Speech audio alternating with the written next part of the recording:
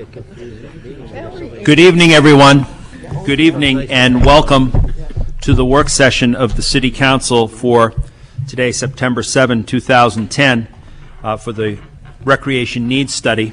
This time I'd like to welcome Carl Deemer and members of the Recreation Board, along with David Moore and Russ Wilson from various and sundry city government departments, depending upon which column they fit in. And I appreciate you all coming here and beginning at 6. We have a comprehensive report in front of us, and at this time I'll turn it over to Carl Deemer, and Carl can begin. Thank you, Honorable Mayor. Good evening, council members, Mayor. I'd like to first introduce some of the board members that are here with us tonight. Elaine Syracusa, also Russ Wilson, as you mentioned, David Moore, and myself. Kent LePage. And Kent LePage, excuse me. Don't forget Kent. Don't forget Kent. As you already know, our recreation infrastructure is in need of critical investment and attention. I know this need for investment in our recreation infrastructure comes at a difficult time in the financial forecast for our local government. That is why the City Council requested a recreation needs study so that limited dollars available for recreation could be prioritized in the city's capital improvement plan. The comprehensive recreation needs study we will discuss tonight will be completed, was completed in May and forwarded to the City Council by the Recreation Board. This process has benefited from meaningful and in-depth public input, which has been focused on the long-term needs of our community. I also want to thank all the members of the public who came out to submit comments and participated in stakeholder group discussions and came out to 3 public input sessions. It was very, very helpful in making these determinations. The final report is also available at the Recreation Department webpage through the cityofportsmouth.com webpage. Russ Wilson and David Moore will review the report content tonight, but I want to make a few introductory comments. The Recreation Board feels that the recreation in the city of Portsmouth is key to the quality of life here. Our future quality of life is not guaranteed. We must make difficult choices now to ensure our quality of life remains high in Portsmouth in the future. In particular, the city needs to act on 2 important assets of our recreation program. This includes ensuring adequate field space in the cities, as well as replacing the city's Connie Bean Recreation Center. While we know that there is cost associated with these needs, we need to also keep in mind that there are costs associated with waiting on these decisions. Over the time remaining, developable land in the city will only get more expensive, and maintaining outmoded facilities will not build for their current uses will continue to be a burden and an inefficient way to operate. What we did is try to look at the whole scope of what the needs were going forward, even looking at as far out as 100 years, what the city needs and how we can accommodate that. In this presentation tonight, both of these, as well as other issues, will be addressed. I look forward to the discussion and now recognize Russ Wilson and David Moore, with David Moore starting. Thank you very much, Carl. I'm going to briefly review the process that was followed for the recreation needs study, as well as the general recommendations coming out of it. First, the city in May 2009 hired a consulting firm, the architectural team, who worked with the Recreation Board and city staff on this study, and we began with a series of public input sessions, which were key to the process, as Carl mentioned. We had 3 formal public input sessions in total, including a general study kickoff, an input session dedicated to just outdoor recreation fields, and another session dedicated to indoor recreation. Those were one aspect of the public input process that was part of this study. We also had a very successful web comment form, which was hosted on the city's website, where residents at any time could submit comments via that form, and we received over 150 comments over the course of the study in response to that solicitation, and they were very in-depth. In addition, there were various stakeholder meetings that the consultants and city staff had with people who make up our leagues, our league leadership who use our city fields, various other groups and entities who are involved in the work of recreation and wellness in Portsmouth and the area, as well as other towns. So that is the process. This study and the presentation tonight is broken into two categories. I'm going to discuss the work that was done on the outdoor recreation fields, and Russ will speak more about the indoor recreation facilities. Essentially, there are these four highlights of the recommendations for the outdoor recreation fields. These top three speak for themselves, but I'm going to concentrate for this presentation on the last one, which is the major need that was identified in the study, the development of a multi-field complex. The major outcome of this work on outdoor recreational fields was the realization through the stakeholder meetings, surveys that were done of the stakeholder groups, and the other discussions, as well as the community discussion that's been taking place for many years, that there is a need for increased number of outdoor multi-purpose recreational fields in the city of Portsmouth.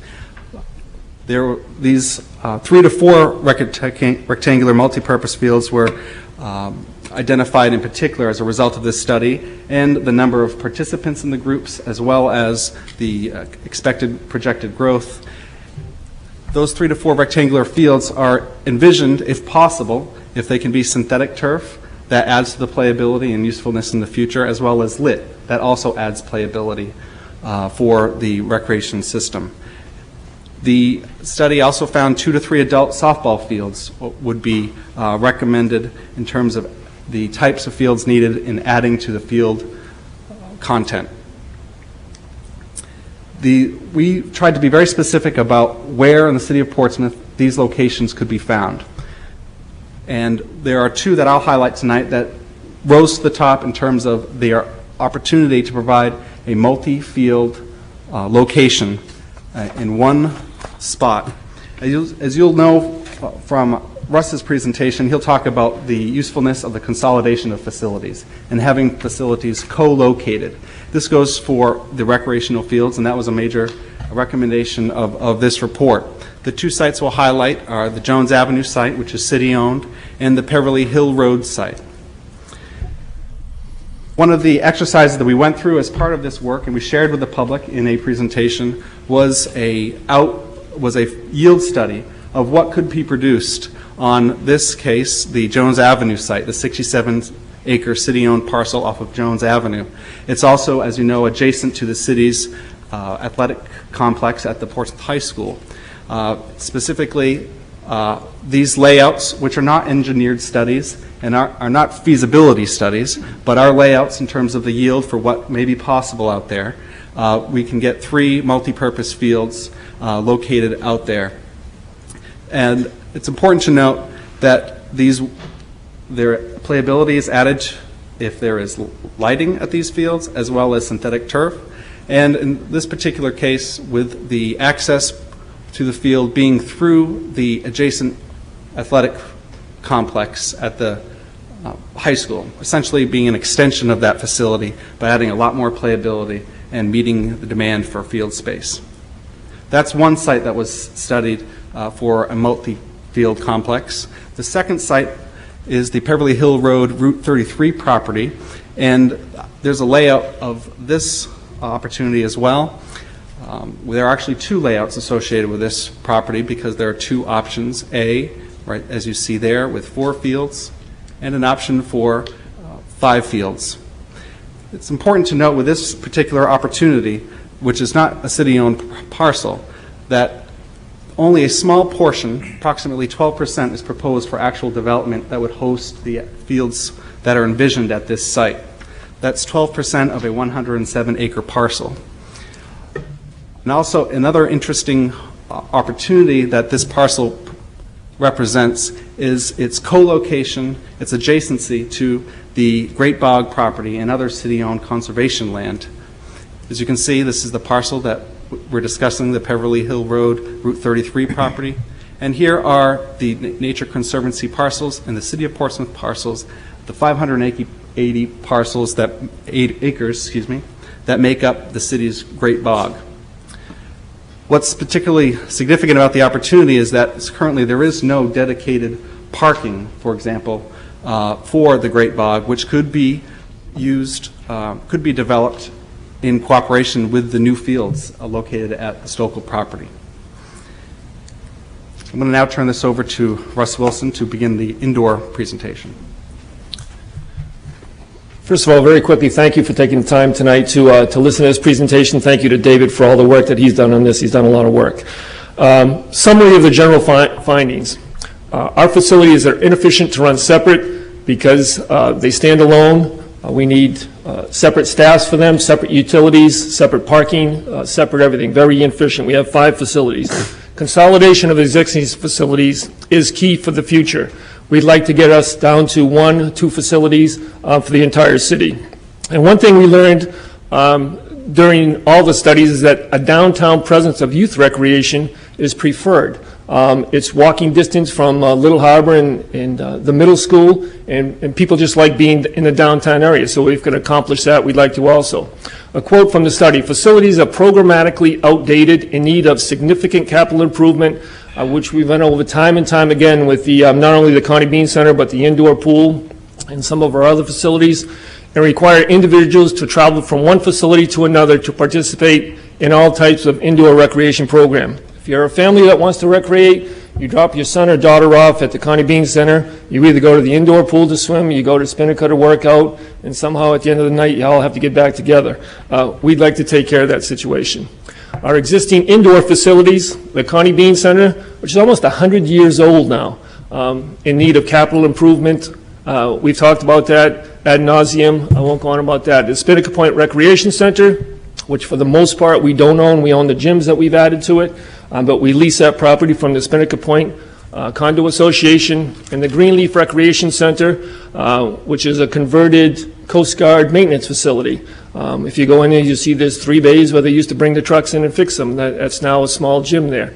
And the indoor pool facility, which we've talked about before, a 30-year-old facility in need of much capital.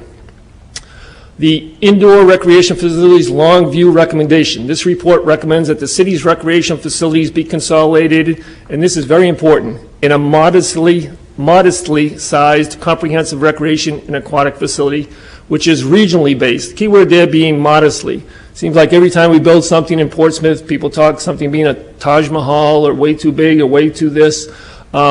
This is a small, modest facility. Options for elements of a multi-generational recreation facility. Obviously, we want it to be a recreation center, have an aquatic component, if we so feel it should, therapeutic component, multi-generational so the whole family can come, be a fitness facility, a place to play, certainly a community center, a place to gather, and we hope to do that by developing creative partnerships with groups around the city. Future partners for a multi-generational recreation facility, and this is just an example. If you incorporated all the surrounding towns, and these are prorated numbers, you can see a total of the a percentage of the total population. And this could work as part of a capital program, as part of the operating budget. If these towns were committed to cooperating with us, those are the percentage that they would pay either out of a capital pot or an operating cost percentage.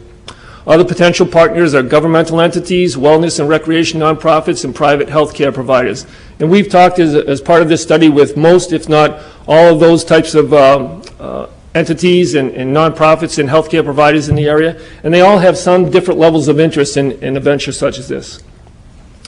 A near-term recommendation to replace the Connie Bean. First of all, don't think I'm telling anybody anything they don't know. It's very poor recreational value. The facility has 4 floors. We use only the first floor, which is about 37% of the building.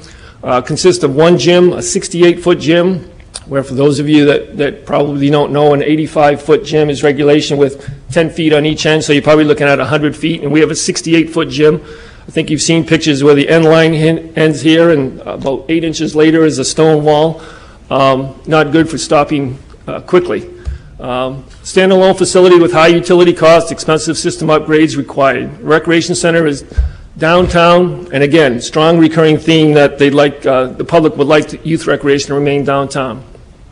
In the near term, the report recommends the city add a second gym onto the middle school project, which if carried out would permit the city to discontinue the use of the Connie Bean Center for recreation. We threw out some ideas about leasing the Connie Bean Center and in turn using that money to pay for whatever we might do at the middle school. In addition, it recommends the city develop a partnership with a separate agency to operate the Greenleaf Recreation Center. And again, we've talked with some other agencies. The Portsmouth Housing Authority has expressed interest in that. They have a neighborhood right there, a perfect partnership with them to help run that facility. Opportunity at the middle school to replace the Connie Bean Center. We would relocate our gym, an office, and a conference room as part of that project. The building would have a modern regulation-sized gym with daytime availability for the middle school usage. One of our rec board members, Mrs. Siegel, is a phys ed teacher, ironically enough, at the middle school, and she will certainly tell you how much they could use the second gym at the middle school during the day. We would use it after school, and nights, and weekends as a recreation center. The recreation value is a significant improvement over the existing service. Obviously, we would maintain a downtown presence. One key to this, I know they've been talking about this in the efficiency committee and things, an opportunity to combine elementary and middle school athletic programs with the existing duties that we currently have up at the high school. We think that would make a seamless, to combine those three into the duties that we currently share. Maintenance obviously would be shared. We have some savings there, as well as utilities. We continue to do everything that we do currently. We would use it after school and nights and weekends. We could still have our school year vacations and our summer program there. Our summer program currently runs out of the middle school. A great location. The fields are there. We walk to the outdoor pool from there. And all the things that we need are right in the downtown area. Middle school students would have access to after-school program right at the middle school without leaving their own school. The indoor pool facility, we're all well aware of the agreement that we have with the SIP organization. First day that we're opening today, good crowds out there, so that was exciting to see. Programming financial plan through December 31st of 2011.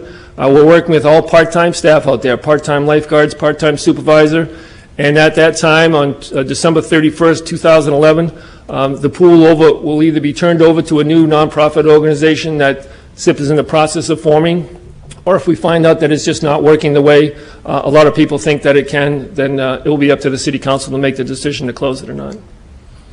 So near term, we'd like to replace the Connie Bean at the middle school, or partner with an outside agency to operate Greenleaf. Long term, build a combined youth, adult, aquatic recreation center, a location to be determined. And again, any combination of those. You don't have to have the youth with adults with aquatic. This is ideal. You can have 2 or 3 of those. You can have a separate standalone youth recreation center, a location to be determined outside of town if possible.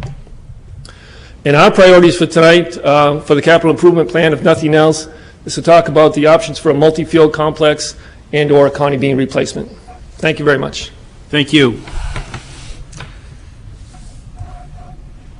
Carl, does that conclude your presentation for this evening, or are others wishing to speak from the rec board? Welcome Kathy Burr-Siegel as well. Yeah, but would anybody else like to add any comments to that or anything like that of our presentation? Because we. I will concur. Kathy. Like Rusty said, we definitely need space at the middle school. We teach 3 sections and we're on top of each other. We have 2 broken curtains that divide us. To have that extra space would be wonderful, and I think it would be a great carryover for the kids that do participate in the recreational programs after school, as well. So it's nice to keep it all in. I'm for that. Thanks. Carl? Yeah, I just think the consultants did a real nice job in providing us a good comprehensive study and went through all the details and did diligence on every aspect of this. And I think if everybody goes through this, they'll see the answers in there that they need to make a decision, going forward, any type of capital improvements. Kent LePage. Yeah, I sit on the rec board and have for 16 years as the representative from the school board part, so there's an understanding there. And we talk about the middle school, we talk about all our schools and the need for recreation. 16 years ago, or actually almost 17 years ago now, when I first sat with Rusty on this was a discussion at that time. So this is not a new problem that has just appeared. This has been a developing problem longer even than that. We have been able to band-aid it and make use of it, but comparison to other cities of like size, we're failing.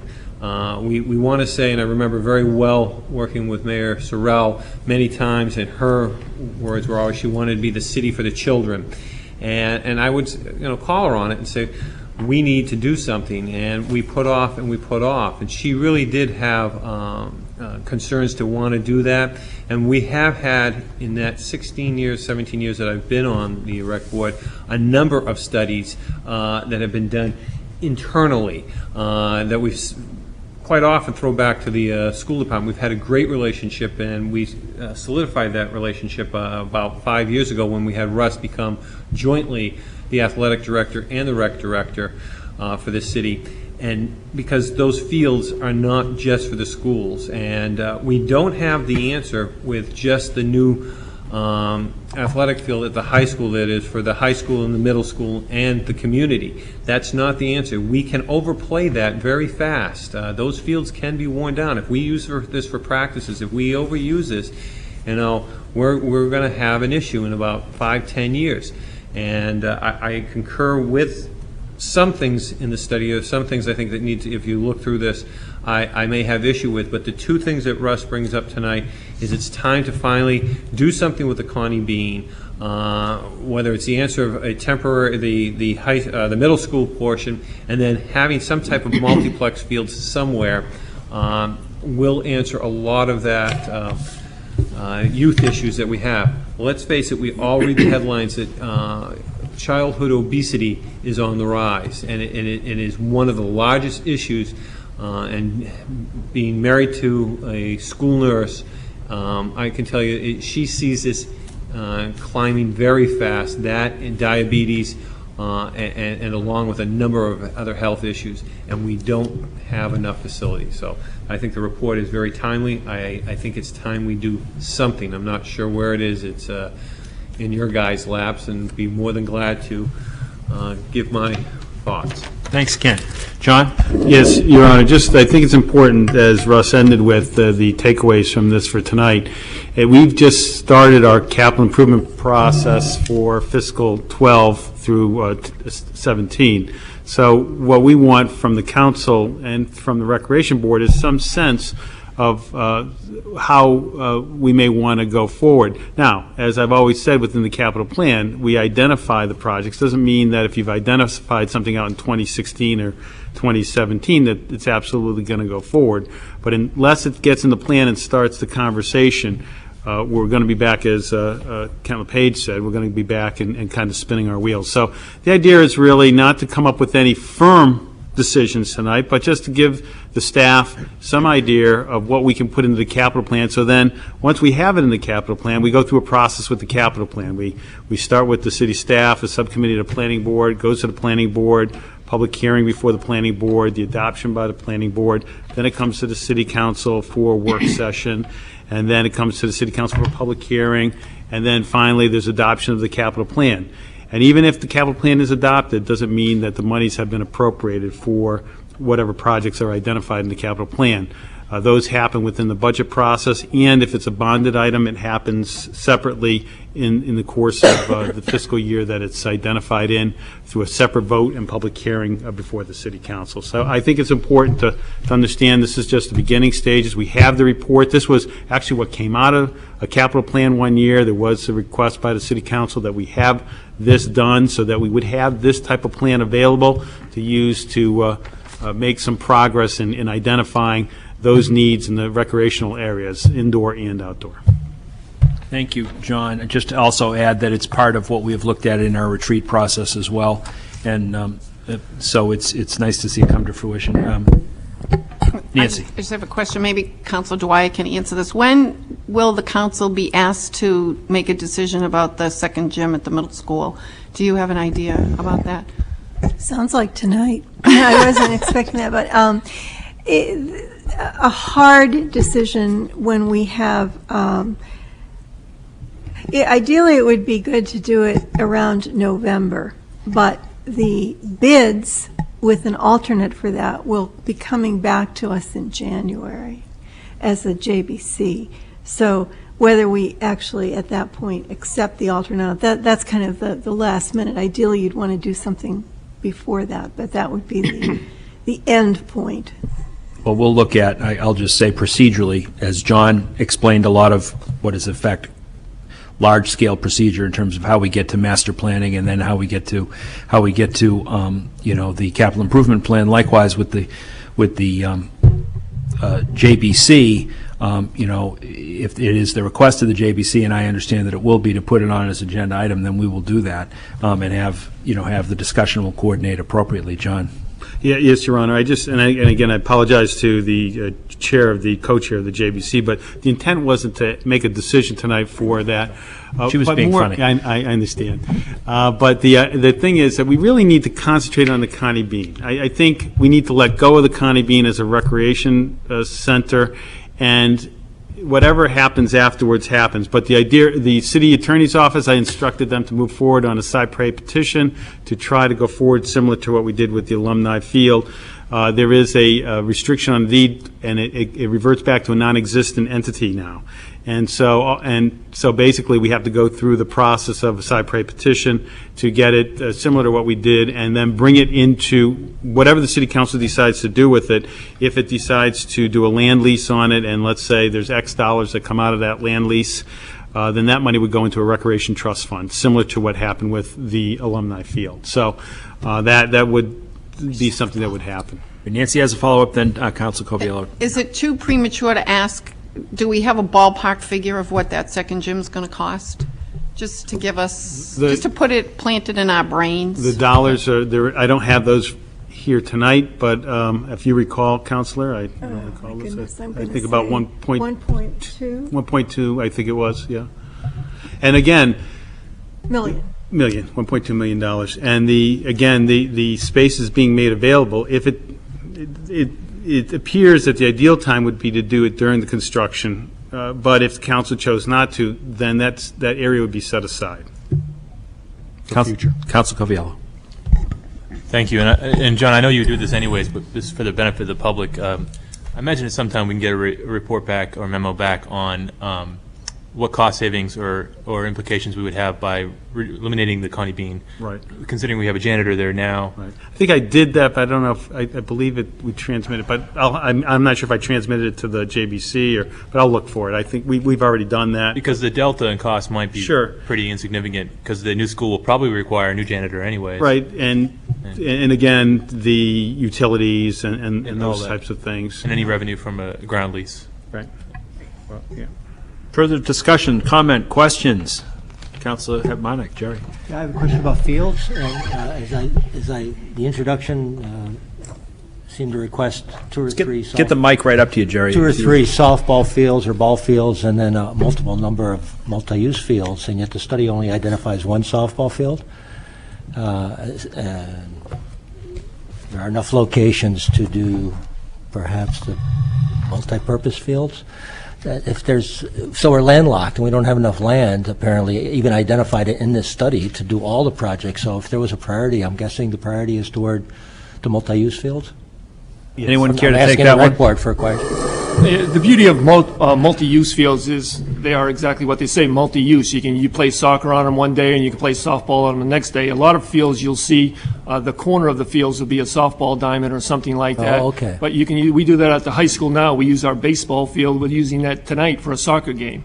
Our softball field for a lacrosse game. All the fields overlap. Okay. And when we talk about multi-use fields, but it's good to have standalone separate softball fields because they take up less space also if you don't have the space.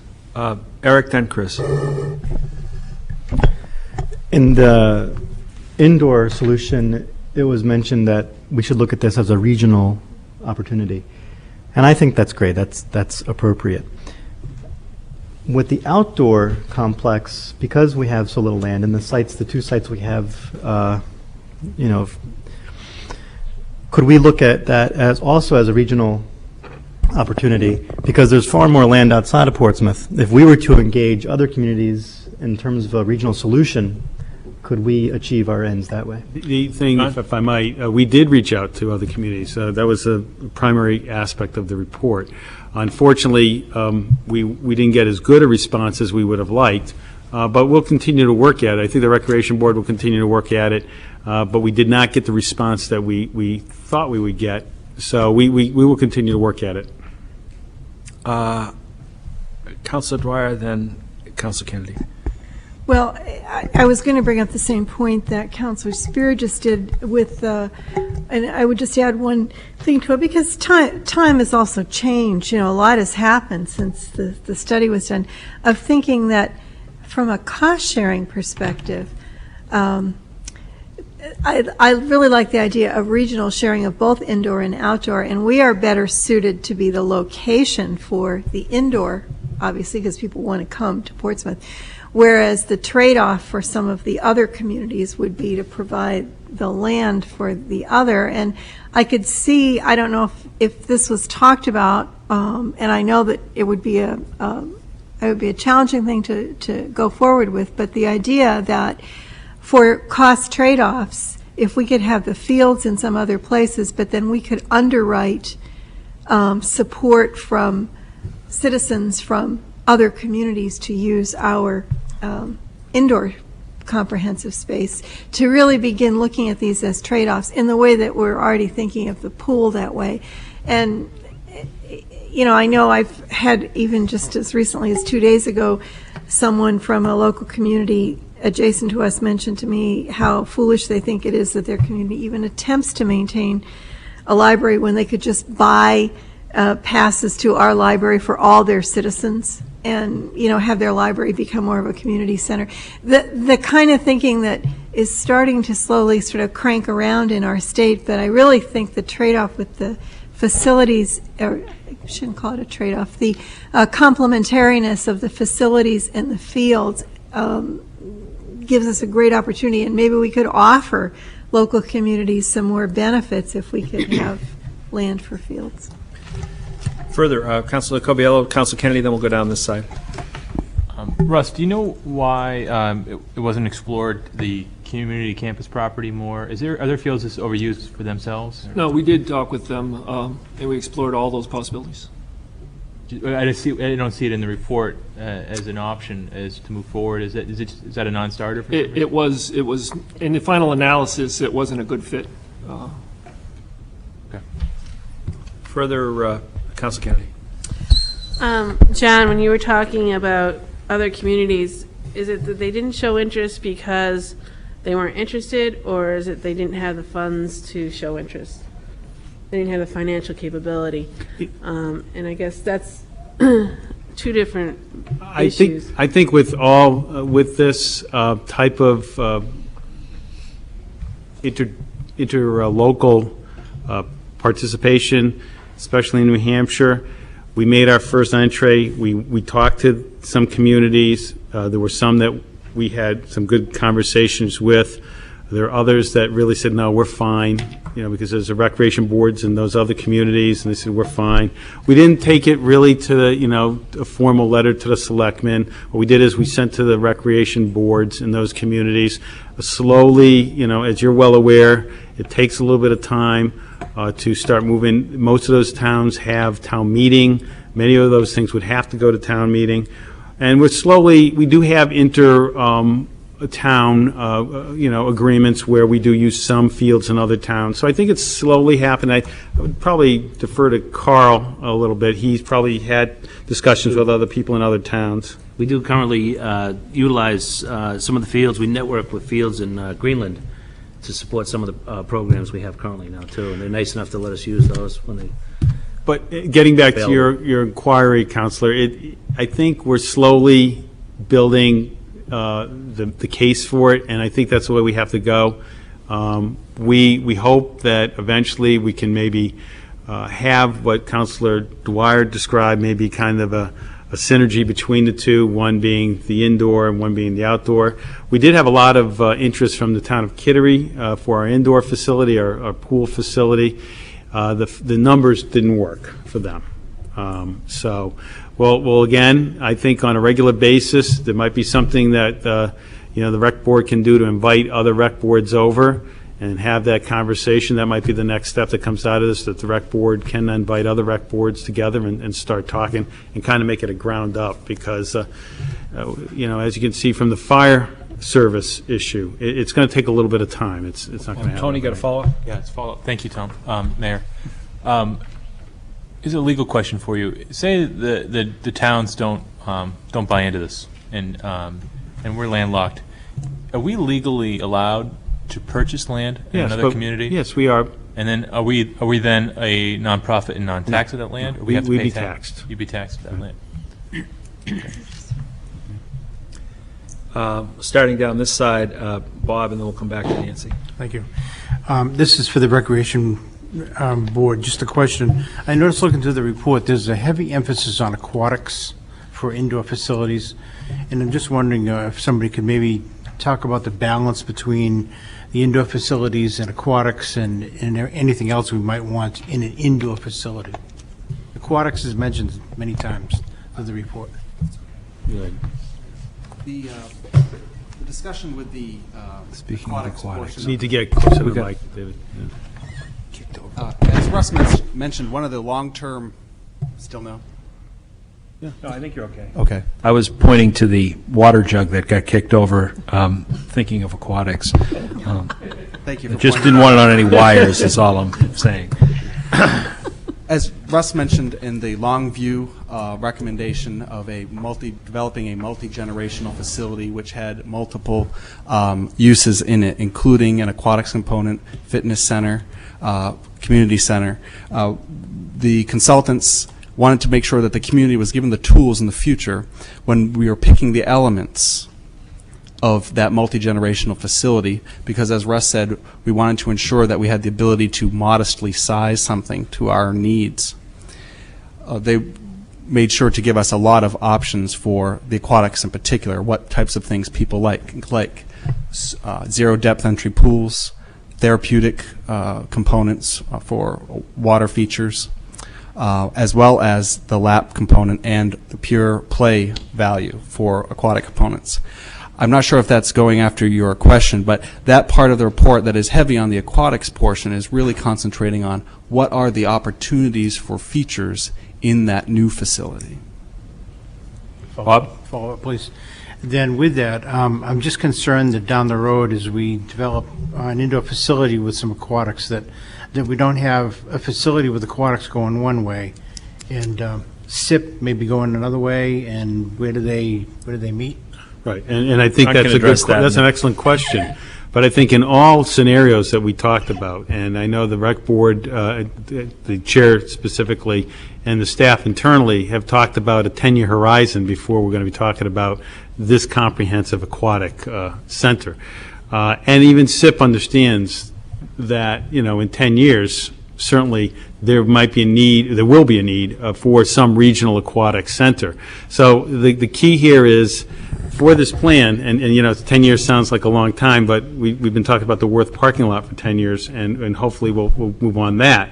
But the fact is that 10 years out is really what we're talking about here for a comprehensive, modestly sized, a multi-generational facility.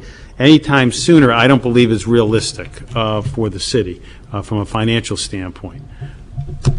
Thank you. Nancy?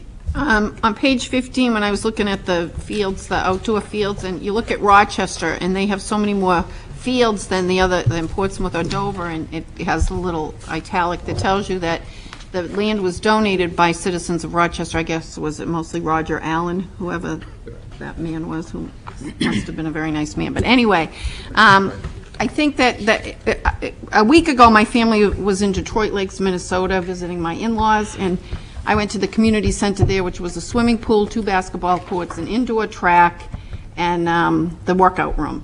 And it was all, it was all indoors. It was all under one roof. It was large. It wasn't modest. But in the gym, they had all the sponsors on the wall. In the pool, they had all the sponsors on, all their logos on the wall. So it obviously was a private, community-funded facility. And it was gorgeous. It was crowded. It was, I know you've talked about that, the private-public partnership, and certainly I saw it work here. I don't know the details of it. I could certainly find out. And then when I look at Roger Allen Park, we obviously need to, and I know you've all thought of this, but working with private companies to fund some of this. Is that a viable option? That was a discussion that took place at length and throughout the course of this work. I would also point out in the slide where Russ showed the populations of the various surrounding towns that could potentially be partners in some form. Also on that slide were mentioned health and wellness nonprofits that have an interest in this work, who have access to funds, as well as private health partners. I believe in the example that you cited, you would find that many of those entities were for-profit entities. Eric. I want to add on to what the assistant mayor was talking about with the facility she visited. Back in May, when the study was produced, I asked the city manager to hand out some pictures to the council, but unfortunately I'll have to show you like this, some pictures of a facility that I visited, and I wanted to take a minute to talk about that, because until I had visited this facility in particular, I had no idea what the people were talking about with their multi-generational whatever. So this was, and I'll pass that, or you can pass it around to your people, and I just have two. This was in Vermont, the Upper Valley Aquatic Center, and I visited it on my way somewhere else, Sunday morning in January, so not what I would consider a high time for recreational activities. The place was packed, unbelievably packed. They had, like Nancy said, they had a gym, they have a lap pool, they have the zero depth pool, they have yoga studios, they have the whole full-on a concession where they're selling food. It was the complete A to Z facility, and it was packed. The on the last page, you can see Anyway, this place is in the middle of nowhere. Maybe people who are more familiar with it have been up there. There's not a lot going on. And yet, their parking lot was bursting to capacity. They had all kinds of people coming from everywhere. So what that tells me is, when you're thinking about the vision, again, this is like the city manager said, 10 years down the road. When you think about the vision, these types of facilities can draw from all around. And if they were able to fill their place, imagine what we could do in a denser environment. And I was curious about how in the world do they support this thing. So I called up the director and I asked about some of the financials. It's a nonprofit, it's not a government agency, but they had a benefactor like you were talking about. But in terms of their operating, we talked about subsidies in our indoor facilities, and we know we have, depending on the facility, a range. With all of those offerings, they have 95% is supported by sales or the tickets, admission. 5% operating subsidy, and that's huge. We could offer so much more if, I think, so what I'm saying is I'm supporting the conclusions for the report in terms of a long-range, comprehensive solution, and I think because in the end, these things are actually cheaper to run and offer more than what we have now. And the final piece of this is, again, looking at, and this kind of gets back to the synergies that Councilor Dwyer was talking about, looking at the number of cars that come into this thing. It's not just youth recreation that could be downtown, but if we could somehow get the adult stuff downtown as well, these people are going to be spending money every time they go to the gym. And so I think long term, this could be, it's an economic driver, it's a recreation boost, and it's cheaper to run. So I just wanted to put that out there. Thanks. Tony? Tying into the last two comments and speakers, I think we ought to look at where we are as a city. We're not a young city as compared to the other two in the graph, Rochester and Dover. Those tend to offer more housing options. Meaning no disrespect, but Dover was founded in 1623. I suspect they'd take issue, but they do have more land. I mean, demographics. I'm saying demographics. Their ages are probably younger. And I was about to say they do have more land, so they offer more options for younger families. And so unless Portsmouth is suddenly going to grow in land size, the offerings of young families is pretty limited. This could be one of them. And also, I believe if we bring it into the downtown, what we are is a tourist city. And we could be a 12-month tourist destination with activities for people to do indoors if we thought about this. So we really need to think about how we can combine the best of what everything that Portsmouth offers to our tourists, to our residents, to our youth, and not just get one segment of that pie. We should bring it all together, because only dealing with one segment doesn't financially work. That's why we see aquatic facilities that are just lap pools have a hard time sustaining themselves. They need to have the child component. They need to have the elderly component. If you can bring in that tourist component too, that we have such an abundance of, we can make this financially work.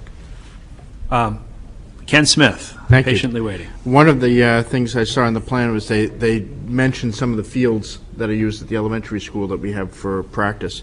But it doesn't get into the possibility of upgrading some of those fields, since we already own the land and they're already set up for fields. What can we do for upgrading those, and seeing the cost on what it would be to use the fields that we currently have for upgrading? For instance, the New Franklin School, my back door literally looks at it, and most of the summer it sits empty. Little League, we use it for a practice field once in a while, but not all the time. And also, I know we brought up before the gyms at the elementary school that sit empty, when school isn't in session, and what can we do to bring those online to add to for the basketball, again, without having to build another facility. And I'd like to see some numbers and some figures come out of those, and see where that would go to our capital plan as well, because I think we can accomplish a lot of it without having to go out and acquire more land. Further discussion. Mr. Deemer. I just wanted to mention as a follow-up to Council Lister's comments that I think the biggest thing that there's so much about the aquatics in here is it was a very hot topic. It was a popular topic, and I think it was very interesting to a lot of people. And Councilor Spear, sees that, in a facility that he visited, and we're starting to see more and more of that being very popular, being a good revenue producer, and self-sustaining, so it's not a burden on the community of the city or town budgets. I know when you're talking with a city councilor, when you come up with new projects or ideas, the first thing that may come to their mind is cost. I will just say on these couple of proposals that we just put out there on the table tonight, that one might be a little bit more challenging, such as the fields. One we already own, city owned. One would have to be an acquisition. And then, of course, building of them. But the easier one is the Connie Bean Center. And that's the one that is almost, I hate to use the phrase no-brainer, but it just seems to be something that's right in our midst, very easy to accomplish. And the revenue produced from a land trust with it would help go into a recreation trust and help pay for the debt services for an additional gym. And I think it would be just a very good idea for us to look at. Okay. Councilor Dwyer, then Councilor Kennedy, then Assistant Mayor. Picking up just on what Carl said, because I know we're kind of moving to the time when we want to give some direction for the capital improvement plan. I certainly, agree, and partly from having been as closely involved with what that second gym could be, that seems like something we ought to log into this year's capital improvement plan. I do like the idea, I know it's further in the future, but I do like the idea of getting into the capital improvement plan this concept of a multi-use facility, even if we're not at this point putting dollars to it, but looking at it on the horizon. I know that requires more discussion, but if we do commit to that, then that helps us to line up a lot of the other issues.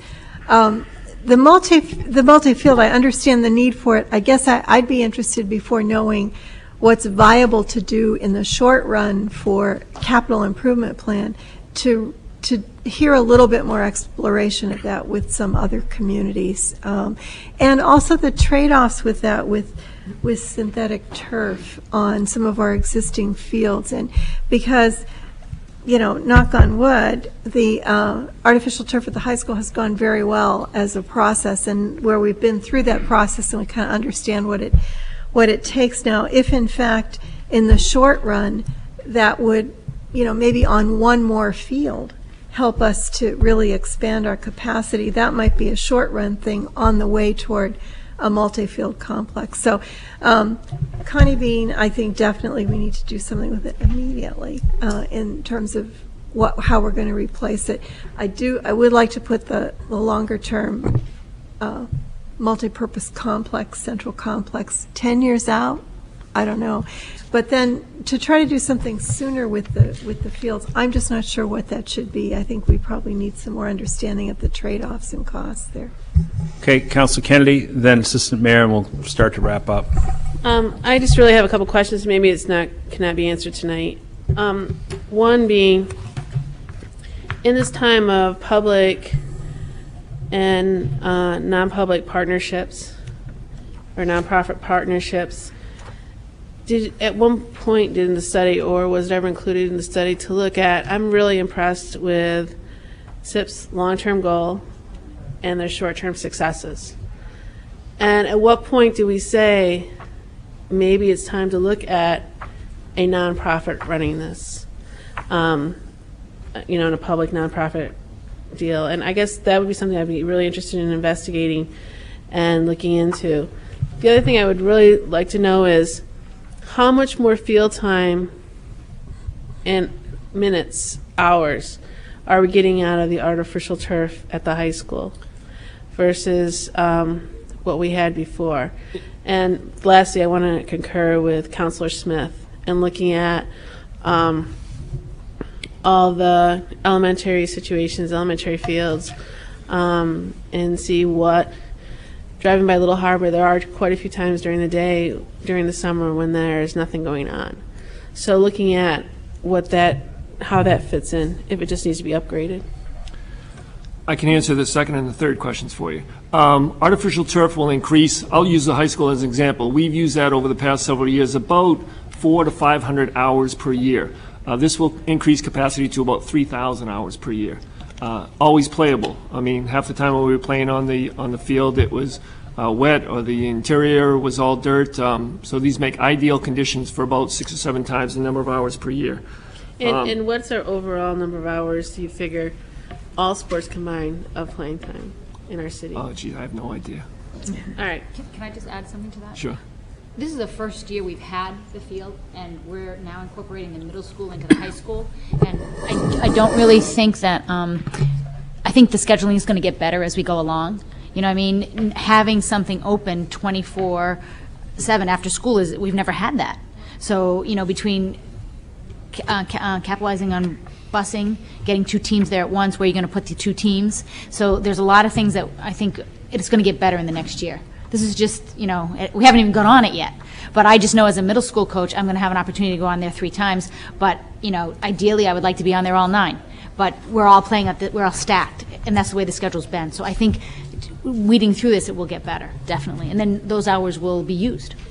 Okay. And one of your other questions was using current fields that we have and upgrading them. First of all, Councilor Dwyer's idea is excellent to artificial turf. Obviously, as many fields as we can, but even one more would be wonderful. But most of the fields that we talk about, Councilor Smith and Councilor Kennedy, are undersized fields that even if they're in pristine condition, we can't play big game fields on. We can't play soccer. We can't play lacrosse. We can't play field hockey just because they're so small. And they're overused, and for the most part, a lot of times if you ever hit a field hockey ball on any of those fields that you mentioned, it goes all over the place except where it's supposed to go. But they can certainly be upgraded. That was part of David's report, taking current fields and upgrading them so we can use them more. But ideally, we need more large field space. Okay. At this time, we want to get to wrap up. I will take the liberty of making one comment, and that is with regard to the fields and centralization. One of the things tax-paying parents would not like is to have to drive around the seacoast more than they already have to do by having to go to Greenland, Newington, and Rye, and it's very common to do that. The problem is the large field space. That's really the issue. And the turf in a city like Portsmouth does indeed make a lot of sense, as Councilor Dwyer suggested. But I can tell you that when you have kids in the same league, 7th grade and 8th grade, and one plays at one field and another plays at another field, parents they go crazy. So you have the centralization serves a lot of ends.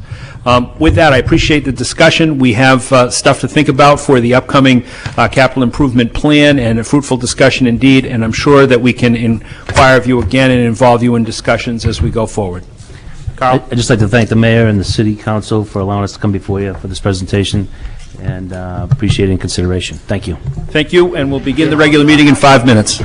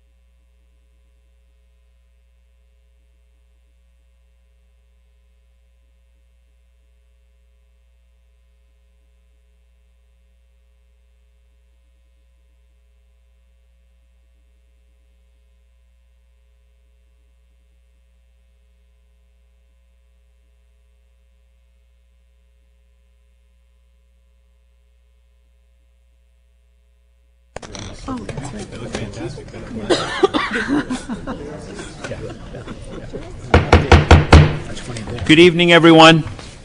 Good evening and welcome to the Portsmouth City Council meeting for Tuesday, September 7th, here from the Eileen Dondero Foley City Council chambers. I would like to call the meeting to order at this time, welcome you all to City Council chambers, and ask the Deputy City Clerk to call the roll. Mayor Farini? Here. Assistant Mayor Nobley-Kleberg? Here. Councilor Lister? Here. Councilor Hijmanic? Here. Councilor Spear? Here. Councilor Dwyer? Here. Councilor Coviello? Here. Councilor Kennedy? Here. Councilor Smith? Here. All present, Your Honor. I would like to ask Councilor Smith to lead us in a moment of silence for the invocation and the Pledge of Allegiance. If you could please rise.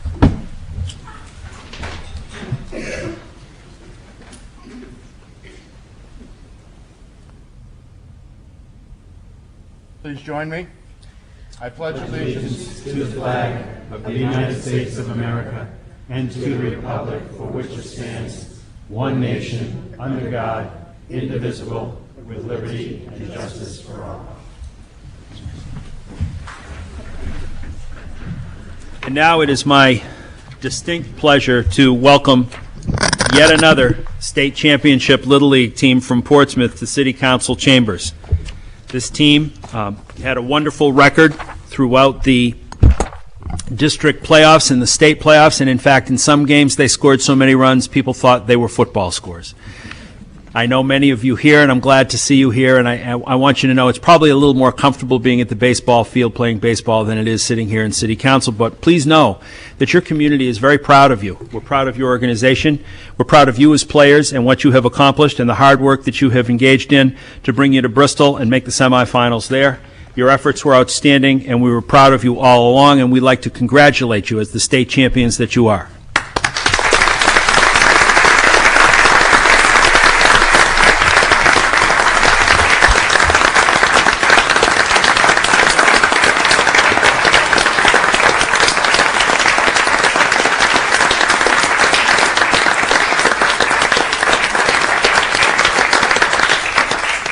And since that's not enough, we're going to give you each a gift and gifts for your coaches and others as well. I'm going to ask you to come up one by one, and could you please stand up here? And please don't be embarrassed, and we'll have and so that people know what they're getting. It's a T-shirt and a Mayor's Award. So here we go. Liam Barnard. Liam's not here. We'll hold that, or we'll give it to his coach. Cal Gavoni. Cal's not here. But there are other people in jerseys present. Brian Hagan.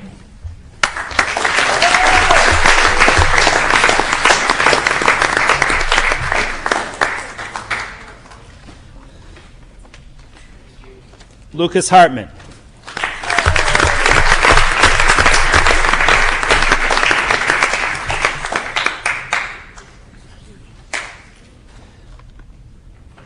Justin Lent.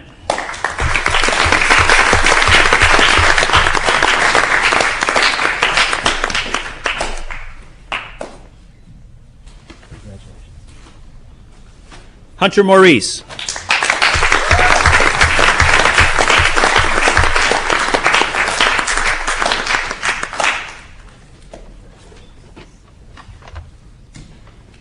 Liam McCafferty.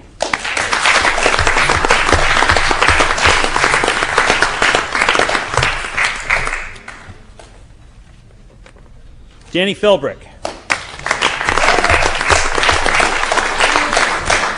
Brady Russ.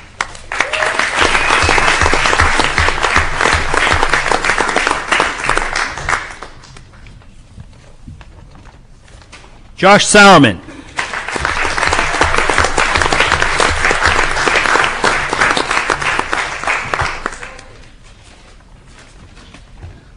Colby Slover.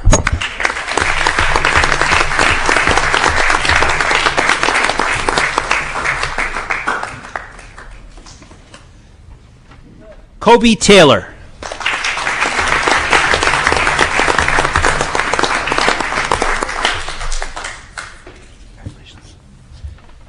Spencer Young.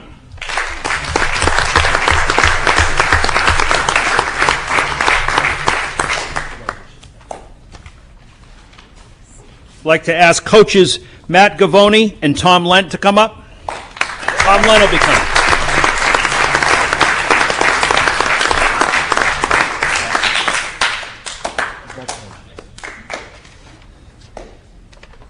Manager Mike Young.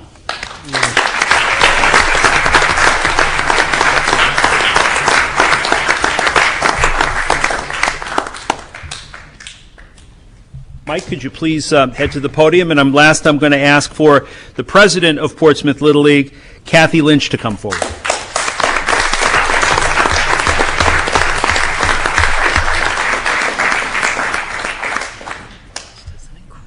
And they're bringing up a special piece of hardware. Congratulations.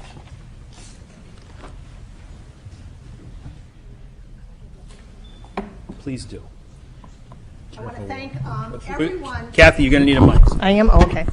Because they need to hear this on TV. I want to thank everyone in the city of Portsmouth and the town of Greenland and the town of Newington for being such terrific supporters of the Little League program in Portsmouth. Certainly, the players that you see sitting here and the coaches worked very hard in order to bring back another state championship, and we're very proud of them. And we know that a lot of our accomplishment is because of the support that we get from everyone in the city and the towns that we represent. So thank you very much. What I'd like to do right now is ask all the players to come forward. Go, fellas. And I'm going to ask Lucas Hartman, who has the distinction of being one of the few players in our program who has played on a district team his entire 4 years in Portsmouth Little League. And I think it was always a state championship team, if I'm not mistaken. Lucas has a great collection of state championship jackets to present the trophy, the New Hampshire State Trophy, to the mayor on behalf of Portsmouth Little League.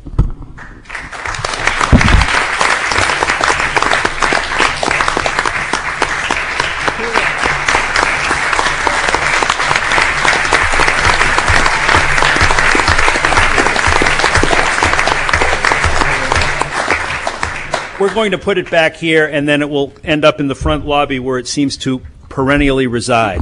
With that, Manager Mike Young. Thank you, Mayor.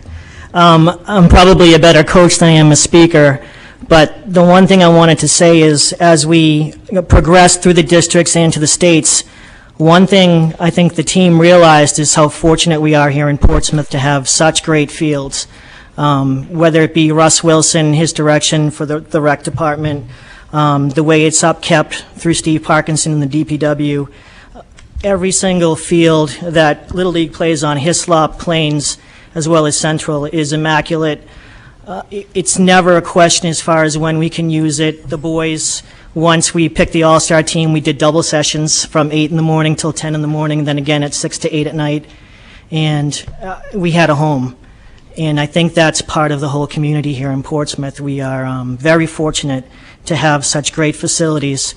The talent comes with it, of course. You know, Little League's been putting kids through for the last 10 years or so, and I think we've won 6 of the last 10 state titles. So the kids had a lot on their shoulders when they were down in Bristol. I've said it before in the newspapers, but I think this by far was the best team I've ever coached. The kids were very well respected by each other and their colleagues, and even when we went down to Bristol, there were some Connecticut folks rooting for our team just because the kids represented themselves in the state so well. So on that, I just wanted to say thank you to everyone and also present Mayor Farini with a signed ball, a picture, a hat, and a shirt for the state championships. Thank you. There you go, Mike.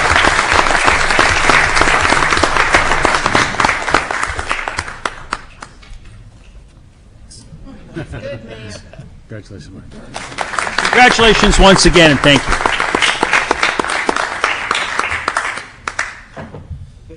Good job, everyone. It's homework time, gentlemen.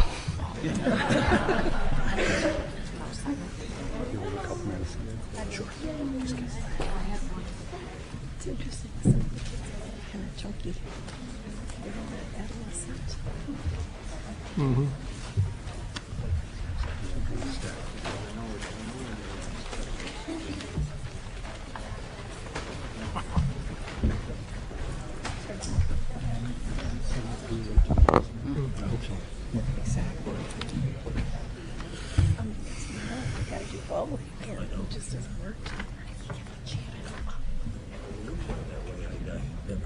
You can, yeah, we've been there.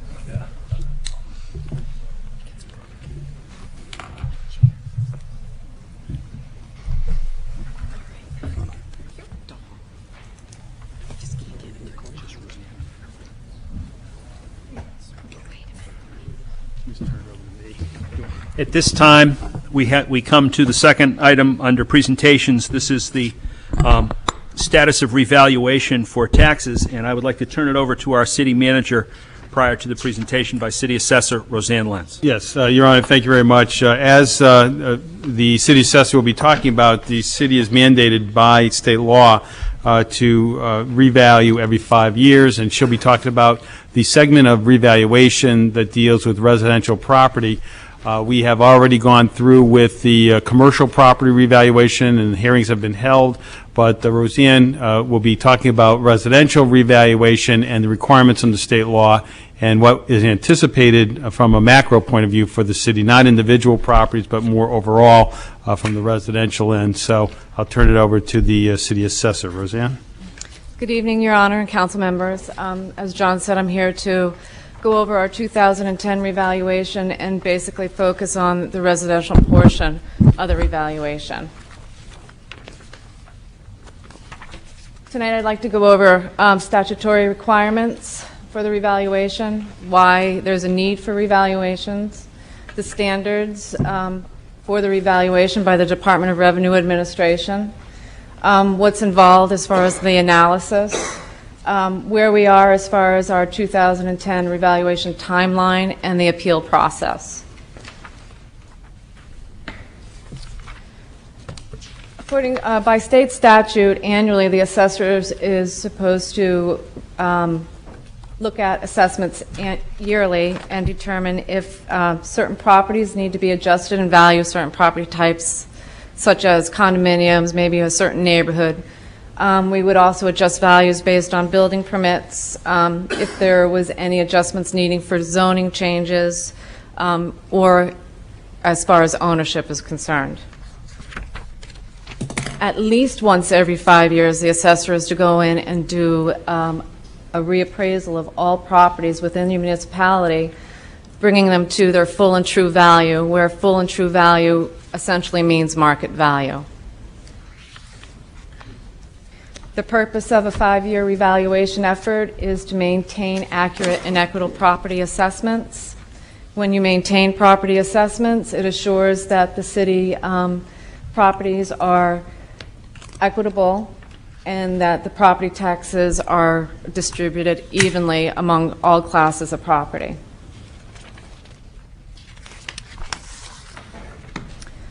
Department of Revenue standards during a revaluation mandate that the assessor's assessment ratio, which is the assessment level, be between 90 and 110%.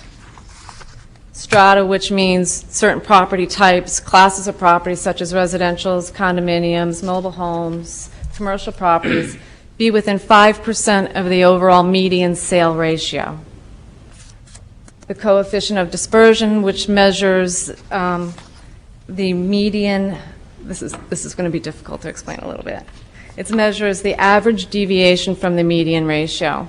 Whereas where my assessment median ratio is, it determines how far away from that median ratio each property type is, or the overall property type is.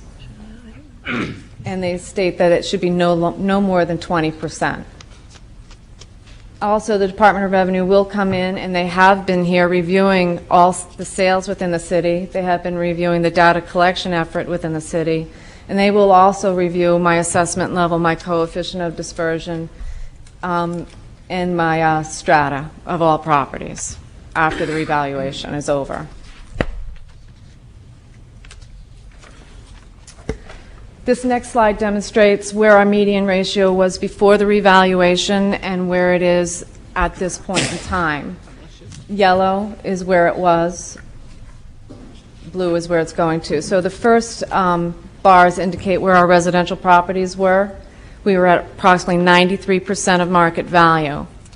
Currently, with our analysis and the revaluation numbers we have set, we are at 97% of market value.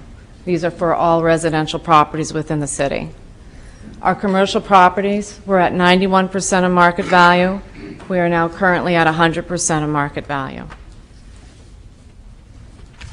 This next slide shows our coefficient of dispersion. The yellow is where we were, the blue is where we are now. Our residential properties were at 10%, which means they were 10% from the median ratio on average. Currently, they are around 4%, so we've made them tighter. As you can see, the commercial properties were getting close to the Department of Revenue standards of 20%. So this is basically stating that our commercial properties, before the revaluation, were falling approximately 20% from the median ratio, which means they were scattered all over the place. Currently, after the revaluation numbers we currently have, we're around 6%. So we've made that really tight.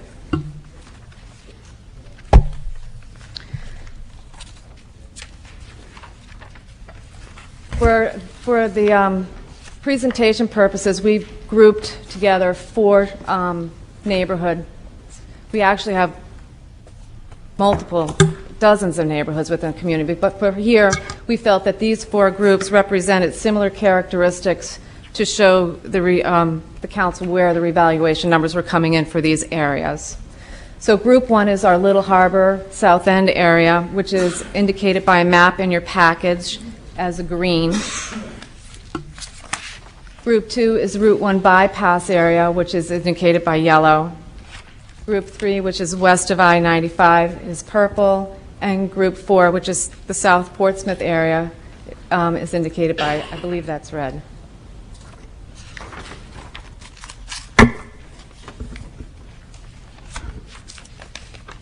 This next chart will show you where our revaluation numbers were for each group and where they are now. And as you can see from just looking at this graph, you can see that we're basically trying to get everything at the same level of assessment because they were falling differently. So like in neighborhood group 1, which was our South End and Little Harbor area, we were approximately at 89% of market value. We've now increased assessments to be around 97% of market value. Group 2, which was a Route 1 bypass area, we were around 90%. We're now around 96%. Group 3, which is west of I-95, we were at 94%. We're around 98% right now. And for Group 4, which is South Portsmouth area, we were at 95. We're at 97%. So different areas went up in value differently.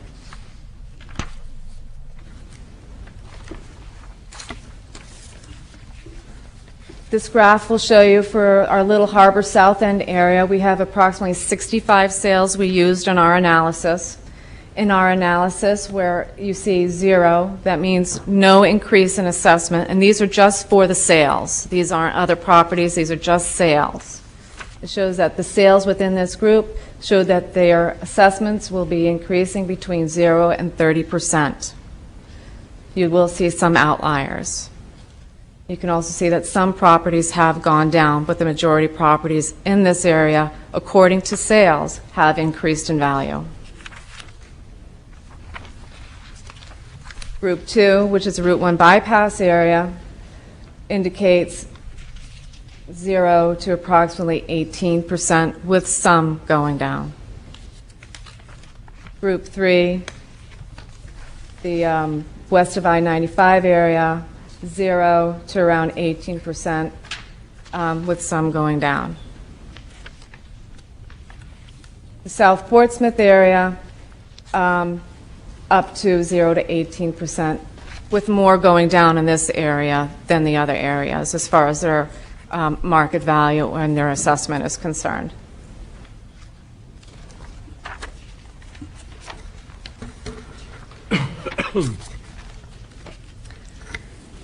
We have approximately over 400 sales we used in our analysis for residential properties, and this is a sample of some sales. And what this will show you where the sale price was, where our assessment was, and where our new revaluation number is. So you can see that I've grouped them by neighborhood groups 1, 2, 3, and 4 for this sample. So you can see that this sale I don't know why I'm shaking so much, I'm sorry. I'm going to go the second sale down. It shows a sale price of $100,000. The pre-revaluation value was $134,000, and our new assessment is $99,600, bringing it down a percent change of approximately 26%. If I go to the middle of this, the 9/14/2009 sale price was $250,000. Its value before this revaluation was $226,500. We are now at $239,300, showing it's gone up approximately 6%. One of our properties in the South End Little Harbor area sold for $1.7 million. Our assessment was $1.1 million. Its new assessment is $1.6 million, indicating a 47% increase in their assessment.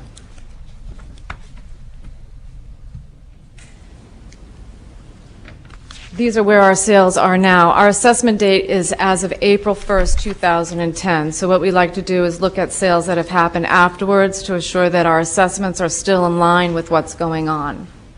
So if you look at our first sale, which is in Group 2, it sold August 27th of 2010. Its sale price was $350,000. Its previous assessment was $373,000. Its new assessment is $353,300. Yes, I'm a little high on that sale. Look at the middle of 8/26/2010. I'm at $452,000 for a sale. The assessment prior to the revaluation was $411,000. I'm now at $434,000. Approximately 96% of market value. So this is indicating to me, if I look at my ratios on the right-hand side, that my assessments are still falling in my 5% tolerance by the Department of Revenue. This is indicating where my condominiums were.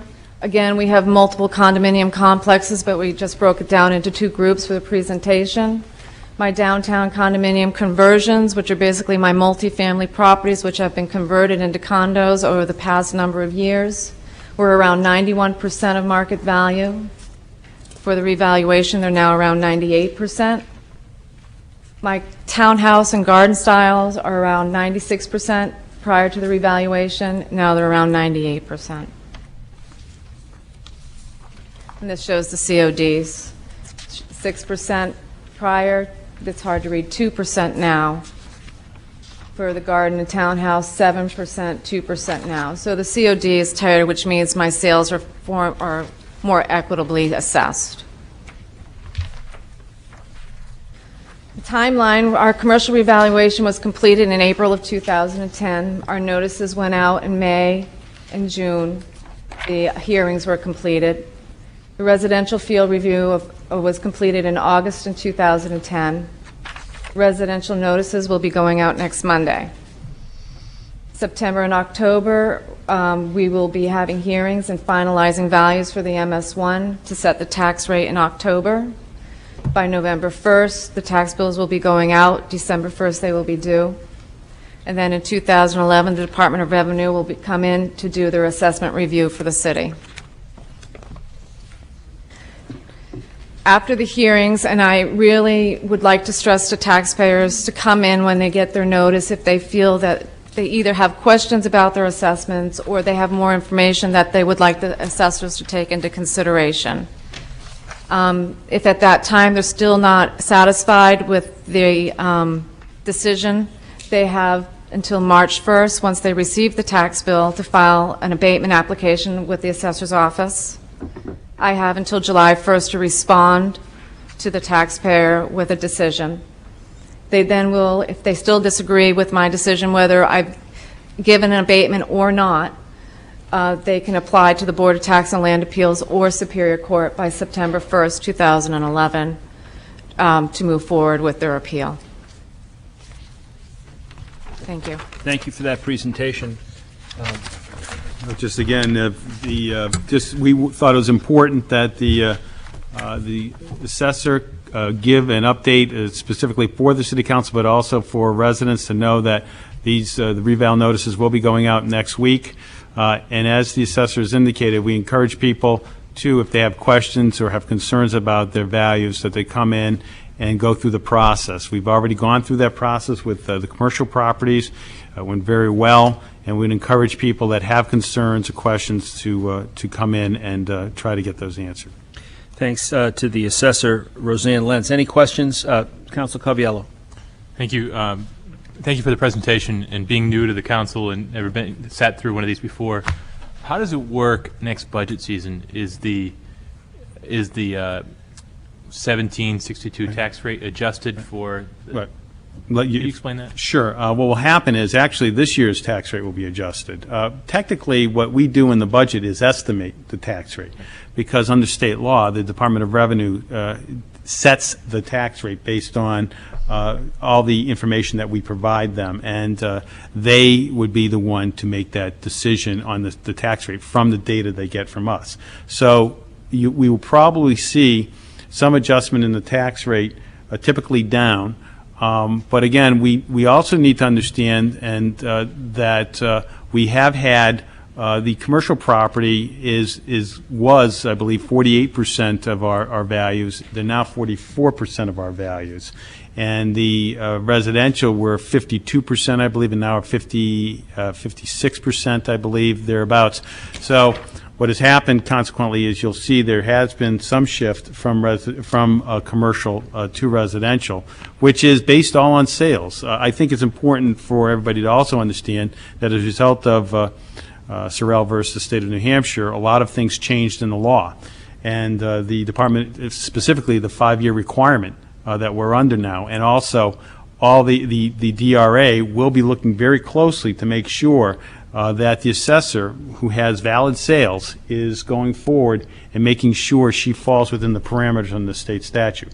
But getting back to your question, we probably will see the tax rate not being at the number that was discussed by the City Council, but lower. Now, the amount of revenue raised will be the same. So if you look at the revenue side of the budget and how much will be raised from local taxes, that won't change, other than maybe some new value that comes on, such as the hospital, that was unanticipated. Tony? And then a follow-up. I'm sorry, Councilor Coviello. That's fine, thank you. And just because we see here an estimate of 10% property value increase for residential homes, no one should expect a 10% increase due to that factor. Because it's neighbor to neighbor. Right. It's based on, as the assessor said, it's going to be neighborhood to neighborhood, and it's based on sales within those neighborhoods. And one thing I think is important to realize is that probably 50% of the properties went up 5% or more. 50% went down at 5% or less. So that's where it falls. Tommy? Thank you. Councilor Dwyer. Well, sort of a summary of that, maybe it's too early to say this, but with residential and commercial and not taking on new value, how much has our overall value increased?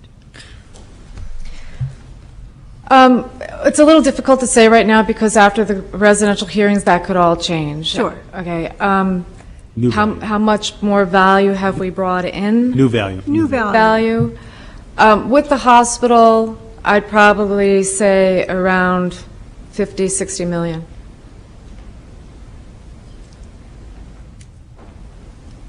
Further questions or discussion?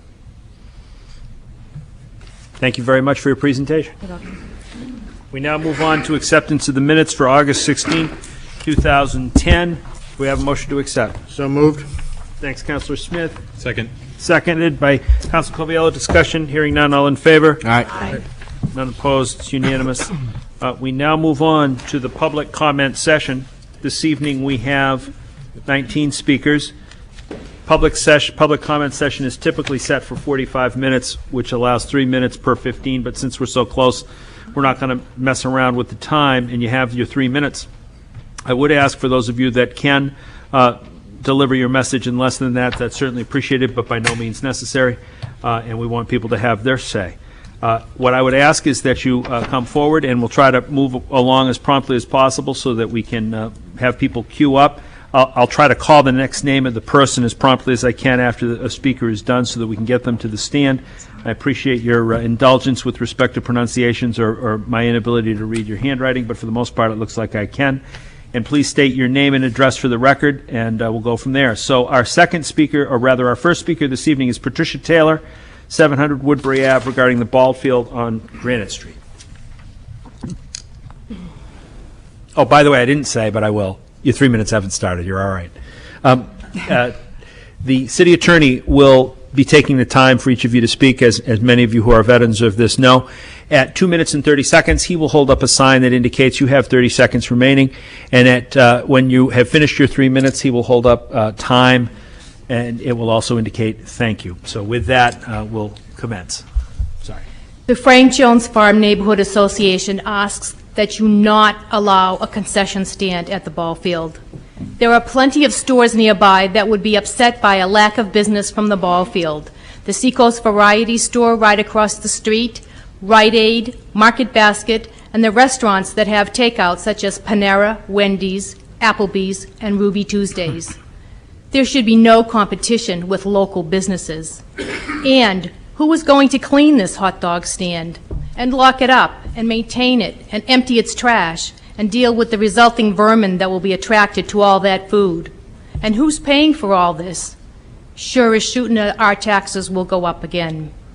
The delivery trucks and cars supplying the hot dogs and chips and soft drinks would add an extra burden of traffic on Woodbury and Maplewood Avenues. We just had the street narrowed to slow down the traffic, to lessen the traffic, and to prevent trucks from using Woodbury Avenue, none of which has changed, by the way. Now you want to add more traffic, including trucks. This goes contrary to your plan and purpose. Neighbors of the Leary ball field across from the library were asked about the noise level near their homes. They said that after the games, men hang out and drink alcohol and make a lot of noise after the games late into the night. Therefore, we ask that a 10 p.m. curfew be enacted, posted, and enforced at the ball field, and that the fence around the field be extended to include the parking lot with a locked gate.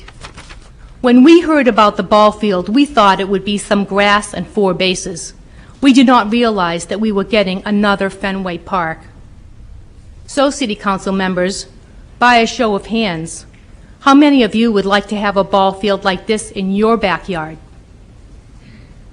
We really don't want our historic Wentworth School to be torn down. We really want our neighborhood to stay residential and historical. This city is being way overdeveloped, but this ball field is better than the strip mall that was planned for this site a few years ago. You will succeed in driving out the people, and all you will have left are restaurants, businesses, and strip malls. It is not Strawberry Bank and Market Square that attract visitors. It is the hearts and souls of the people here who make Portsmouth what it is. If things continue on in this present manner, the heart and soul of Portsmouth will be destroyed. Thank you. Our next speaker is Lenore Bronson, regarding the ball field on Granite Street. Good evening. My name is Lenore Weiss Bronson, 828 Woodbury Avenue. I support what Patricia has just said. I was very happy to hear that we were going to have a park and a ballpark. And when somebody told me that it was the equivalent of Fenway Park, I kind of chuckled, as some people did here. So I did a little bit of research. This is what it will look like. Here you have residences, residentially zoned property. This resident will get 66 parking spaces on 2 sides of his home, very close to his home. This is the park. This park is larger than Fenway Park by a few feet, and also larger than the Yankee Stadium of 2006 in New York. The wall, not wall, but the netting that will be in the back that will serve as a wall is actually even higher than the Green Monster wall at Fenway Park. This concession stand is actually, the footprint is much larger than my house. It looks very small on here. And I assume it can be considered a commercial piece of property, so or enterprise, so that could carry a lot of implications for this property. The other thing is that the bleachers here are 42 feet from the wetlands setback, not the required 100. We're aware that the city does not have to follow its own zoning ordinances, but we do wish that in the interest of the neighborhood that they would at least follow the spirit of it. There has not been a legitimate traffic study done. One of the firms that's involved in this did an assessment that said very little about Woodbury Avenue. The question one neighbor asked me was, when these spaces are filled, which will take care of basically the players and maybe one family member, where do the people park? This is a dead-end street. Buses will be coming in, I assume, and you'll also have people trying to turn and negotiate this here. You'll have obviously noise because you're going to have a sound system and a press box that's set up separately for this. And one of the remarks tonight by Mr. Wilson of the Rec Department, thank you, was that separate facilities are inefficient. So this would be a separate ballpark, and a cost-benefit analysis would also have been appropriate, and also putting it out to bid, which I don't think it was. Thank you. Our next speaker this evening is A. Brandeman or Brandamore. I'm sorry if I got it wrong, ma'am. All right, it's a hard one. Sherry Bransma. I live at 865 Woodbury Avenue, and I know it's always me because no one ever gets it right. So I would like to talk about the traffic safety issues on Woodbury Avenue. When the police are there, it's phenomenal. When the police are not there, which is a good amount of the time, and they can't be there all the time, we have large trucks coming down. We have a lot of traffic that's going to the commercial portion of Woodbury Avenue. Now, I read the traffic study, and it doesn't quite jive with the plans. So if you're talking about 15 players from one team, 15 from another, which is 30, and they're adults or high school students, they're probably all coming individually with maybe a little carpooling here and there, and your umpires. I would think that's more than 30 or 40 trips. It's going to be evening hours, which is already a difficult time for people pulling into driveways, backing out of driveways.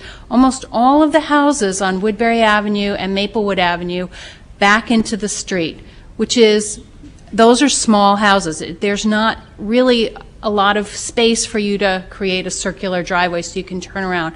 And it helps a lot having the parking lanes, although I have seen people pass city trucks over the double yellow line, forcing traffic into the parking lane. And if we end up with a lot more traffic in the evening hours and on Saturday mornings when people are trying to back in and out, I think it's really going to be hazardous. There's also difficulty with people using the crosswalks on Woodbury Avenue. We have people in wheelchairs, we have people with visual impairments, and I just watched a couple cars almost nail individuals who are perfectly able-bodied who managed to stop. But it's of concern to me that we really, when we're planning recreational facilities, that we look at the whole issue of sustainability and people walking, running, out with pets, out with young children who are skateboarding and bicycling and using the sidewalks and the crosswalks to get down to stores to do their daily shopping. And I think it's beginning to be a little bit dangerous. I think also it's important to preserve World War II history in this city. We have a lot of it, and also preserve mid to late 19th century and early 20th century history, all of which that Frank Jones and Woodbury Avenue and Maplewood represent. So I think it's really important to do that. I would love for those monuments to be at that location where the ball field was. So I guess the fiscal issues, the commercial issues, the volume of the speakers, the players who are on there, if it's only going to be 18 per team and they understand baseball, I don't see why we need a PA system, because most of the people I know that play ball understand what the umpire is signaling. They don't need a PA system to tell them if it's just players and it's just adult and high school ball players. They should know it by then. And I'm pretty sure these kids understand what it is. Thank you. Thank you. Our next speaker this evening is Police Commissioner Chair Jerry Howe regarding the union contract. Good evening, Mr. Mayor, members of the City Council. My name is Jerry Howe. I live at 45 Miller Ave here in Portsmouth, and I am Chair of the Police Commission. What I'd like to talk about tonight is, during the public comment session, is you will be taking action this evening on a tentative agreement that has been signed between the Portsmouth Police Commission and the Ranking Officers Association, Portsmouth Police Ranking Officers Association. This is the fourth tentative agreement we have brought to the council for their action. When we were here the last time, the council said we were close. In fact, they said we were very close. So the commission returned to the bargaining table with the union, and we gained two what we feel are substantial concessions by the union. The first is that the union will take no COLA or cost of living adjustment for 2 years. The second concession is overtime concessions, which the council, this council and previous councils have focused on, and we felt that we did a good job addressing that. What the officers, the ranking officers, have agreed to is 4 hours of unpaid training, not overtime pay, but no pay at all for 2 years, and then it moves to 8 hours per officer per year, substantial overtime savings. To gain these concessions, we did have to sweeten their pot a little bit as they sweetened ours, and we came up with a one-time payment that does not go into the base pay for the officers, so there is no future impact of that when the COLAs do come into effect. The cost of that one-time payment is $49,000. That covers the entire bargaining unit.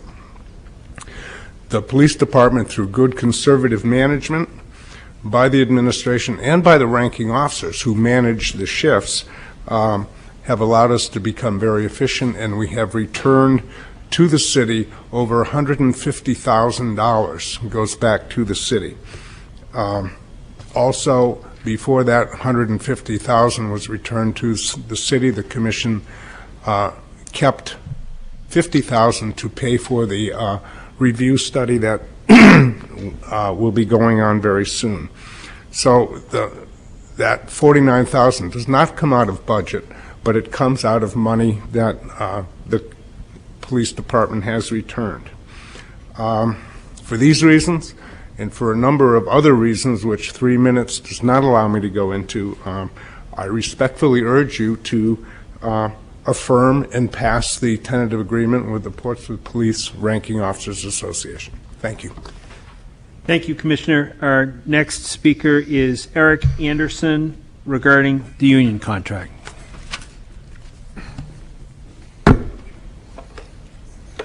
Thank you, Mr. Mayor, City Councilors. My name is Eric Anderson, 38 Georges Terrace. My comments with regards to your pending discussion and possible approval of the collective bargaining unit for the police department is some months ago I brought to the attention of the council the fact that 85% of the city's obligations, contractual obligations every year are locked up in collective bargaining agreements, and that the public has really, for 85% of that cost, the public really has no ability to provide any comments when these issues come around once every 5 years or when a contract rolls over. It doesn't. I don't know. I mean, it did spur a little bit of interest within the council later on in discussion at that particular meeting. It doesn't know. I don't know that that's going to have the ability to transpire. The public has not had, I think, a reasonable amount of time to review this contract just for their own public comment purposes, and I think that would be appropriate. So that's the concern I bring to you, pending what your decision is this evening on this particular contract. The public, and just to state basically, the public has little ability to make comments on some of the conditional issues within that contract. At the least, I hope some discussion would take place amongst the council whether this contract is physically positive, neutral, or negative from the tax obligation or cost obligations that's going to unfold for the duration of the contract. That would be it. Thank you very much, and I hope you take listen to the concerns of the citizens of Sherburne Road area on some of the backgate issues, or the backgate issue that they'll be speaking on later on. Thank you very much. Thank you. Our next speaker is Will Purcell regarding Sherburne Road and the back gate.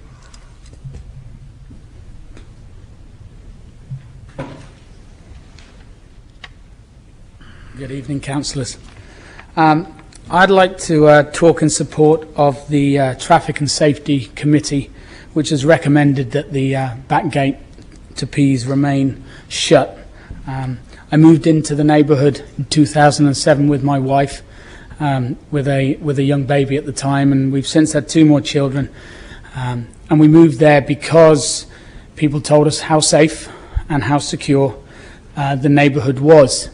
And over the last 3 years, we found that to be absolutely the truth. It's a marvellous neighbourhood.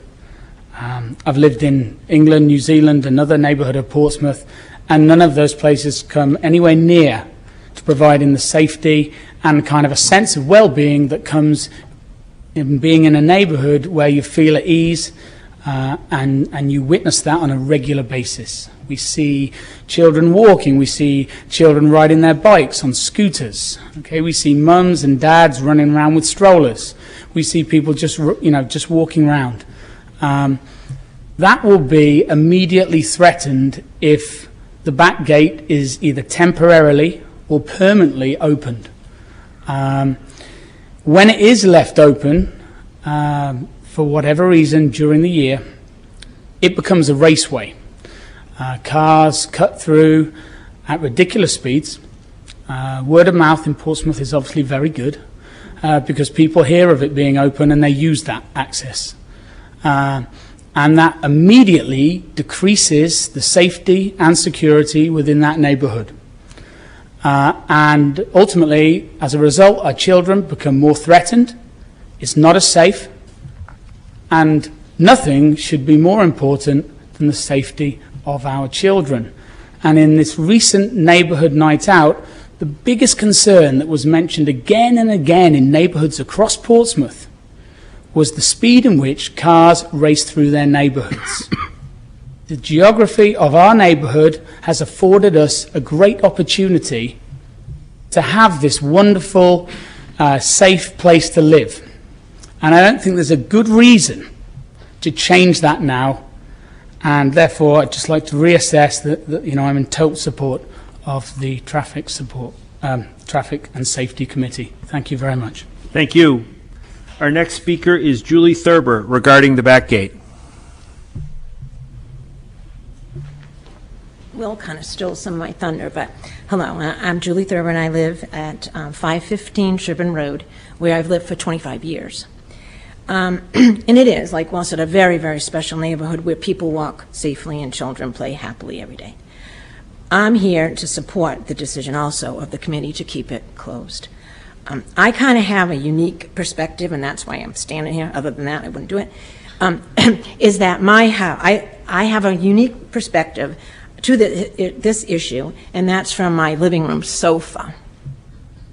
My house is actually the last house on the right on Sherburne Road, and so that means the fence to the back gate runs along the perimeter of my yard. And so when the gate is left open, I'm an eyewitness. I can tell you to the amount of traffic that comes through there, that speeds through there. It makes me a nervous wreck, because it's an accident just waiting to happen. Whether it's going to be a head-on collision, the cars racing in and out of there because of the shape of the road, or whether it's a small child that's out there playing and not aware that someone's left the back gate opened. It's very stressful for me to live in that during, when that gate's open, because I can't avoid the steady stream of traffic that races in and out of that gate. So I'm hoping, and that you guys will support the decision made by the Traffic and Safety Committee. Thank you. Thank you. Our next speaker this evening is Manny Garganta regarding the back gate.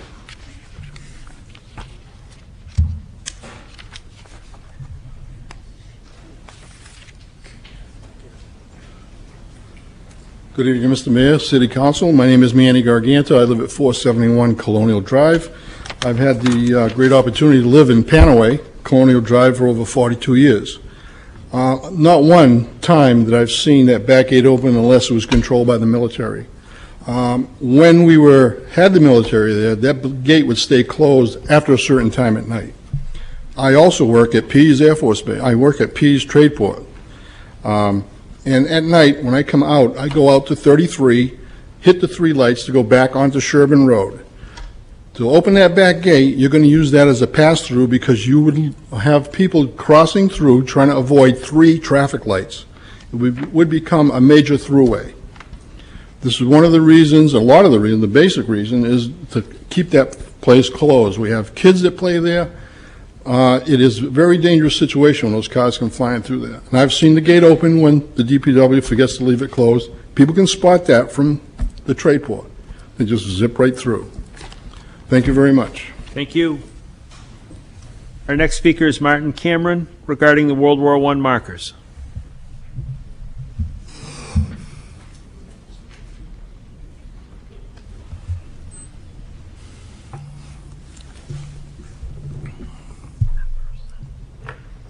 Somebody forget some glasses. Okay. Good evening, Martin Cameron, 469 Ocean Road. And I'm here talking again on the World War I grave markers. Hopefully this is the last time, and what I want to do is thank the council and the city manager and so forth for bringing this issue back on the table. I don't remember too many times where an issue was brought back to be voted on twice, and so it really is something I have to be thankful for. I'd like to especially thank Councilors Smith and Lister for being involved with this and going back over into it with more meetings with the Central Veterans Council, and also bringing in Mr. Steve Parkinson from our Superintendent of Public Works, who has put a lot of time and effort into this matter. So a lot of city officials, I really want to thank you all. But none of this would have happened if it hadn't been for the work of the Portsmouth Herald reporters like David Choate, McMahon, and photographer Rich Bouchain. Their front page work and also on the editorial page really brought the attention to this marker, and for the markers to be brought out and put back out at the Plains, at the ball field, and at the Plains Memorial, which is really the site of the Portsmouth massacre that occurred on it was 26th of June, 1696. So this is where they were originally planted. This is where they belong, and I'm very, very appreciative of the work by the council and city employees and so forth and everybody in town. I've received a lot of phone calls from people who said, I appreciate the work you're doing because my father was in World War I. So this is what has kept me going. Thank you very much. Thank you. I was remiss and missed a speaker, and so I'm going to ask you to rise if you're still here, and I hope you are. Audrey McBride regarding the back gate. My apologies. Good evening. My name's Audrey McBride. I live at 507 Sherburne Road. I'm the second to last house on the right-hand side, so next to the Thurbers.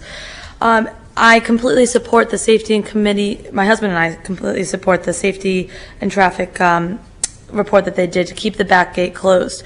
One of the reasons, again, is the safety of our children, of course, and others, adults as well. I myself am constantly walking around with my dogs, and again, if the traffic would be flying through, create a havoc. In an American society where kids are obese and not active as they should be, they're constantly, we struggle with that as parents and as adults to get them outside doing things. Our neighborhood is unique because our kids are out there playing, being physically active, and feeling safe and secure in their neighborhood, and which makes this neighborhood completely unique to Portsmouth. One of the reasons that I bought my home now 4 years ago was because the fact it was on a dead-end road, and that is important to myself, as well as the fact of the matter that if this were to ever open, for any period of time. I do not want to see what could possibly happen or be responsible or walk out my front steps and have an accident waiting to happen. I don't want to have to deal with that. Portsmouth is a great area to live. I've been here for a while, and our neighborhood specifically is affordable, currently safe, and also really unique. Why take away something so great by simply opening the back gate? And again, I just want to thank you very much for your time tonight, and hope you agree to continue to support the decision by the Traffic Committee. Thank you. Thank you. Our next speaker this evening is Ruth Griffin, regarding the World War I markers and the Indian Massacre, I think. Good evening. My name's Ruth Griffin. I live at 479 Richards Avenue. And I just want you to know that I wasn't born in this city. My birth was in another city. It was by accident, I'm sure. But I'm looking at the council, and the only familiar native face I see is that of the mayor.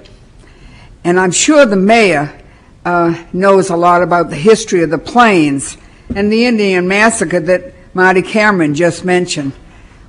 When we went to school here, we learned all about the Plains and the Indians and about Breakfast Hill and how wonderful the colonists were to take care of this place. We've had another massacre at the Plains, and that was removal of the markers for the World War I veterans. They don't have a voice, but they had a memorial out at the Plains. And I'm sure you all remember the beautiful white birch trees that marked every one of those markers. I want to see it back. I want part of the history maybe to be taught in the schools, that the Plains isn't just a place where the kids go and play baseball.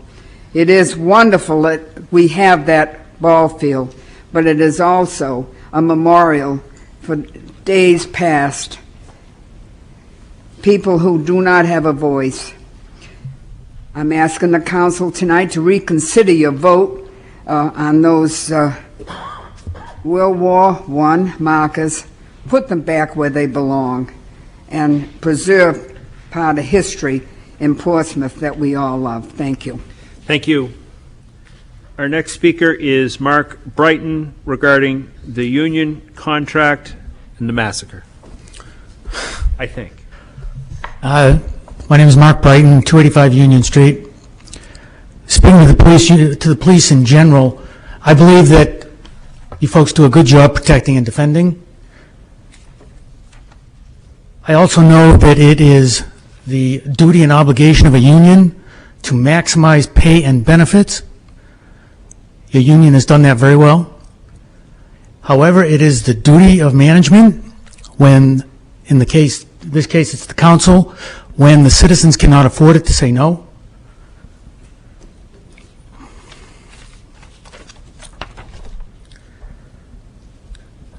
A signing bonus that from the outside appears to be an attempt to gain back that which ostensibly is given up. I don't know if that's the case, but as I said, from the outside that's what it appears to be. And I may not have the exact numbers correct, but medical contributions going from 18 to 20%, okay. In the private sector, I just received a love letter from my insurance provider saying that there was going to be a 40% surcharge on my medical plan this coming year in anticipation of free medical care, I guess. On the day that the Herald said that this contract was coming up tonight, there was an article in the back pages that said there's a trend nationally this year in the private sector for the employers to be making the employees pay the full cost of medical increases. So it's becoming a relic to have 18 to 20%, or yeah, even 18 to 20% contributions. The donning and doffing, I have to leave for greater minds than mine. However, a guaranteed COLA, even if it's a 2-year hiatus, I haven't received a pay raise in 2 to 3 years. As a matter of fact, my business is down 50% this year. And I'm one of the lucky ones because I'm still employed. And believe me, I know that.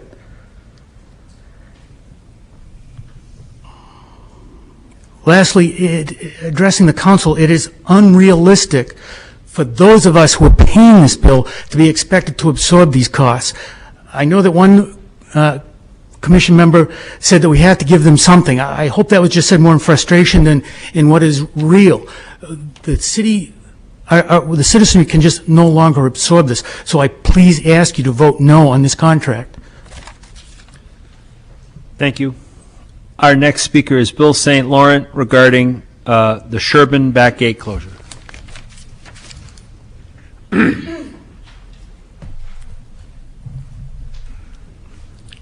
Good evening, Mayor, City Council members. Bill St. Laurent, 253 Colonial Drive. I'll try to make this short. You've got a lot of speakers tonight. I have written you a letter, and you have a lot of letters in your agenda tonight from neighbors that have written to address the recent decision of the Traffic and Safety Committee to deny the petition of neighbors to open the back gate of Sherburne neighborhood.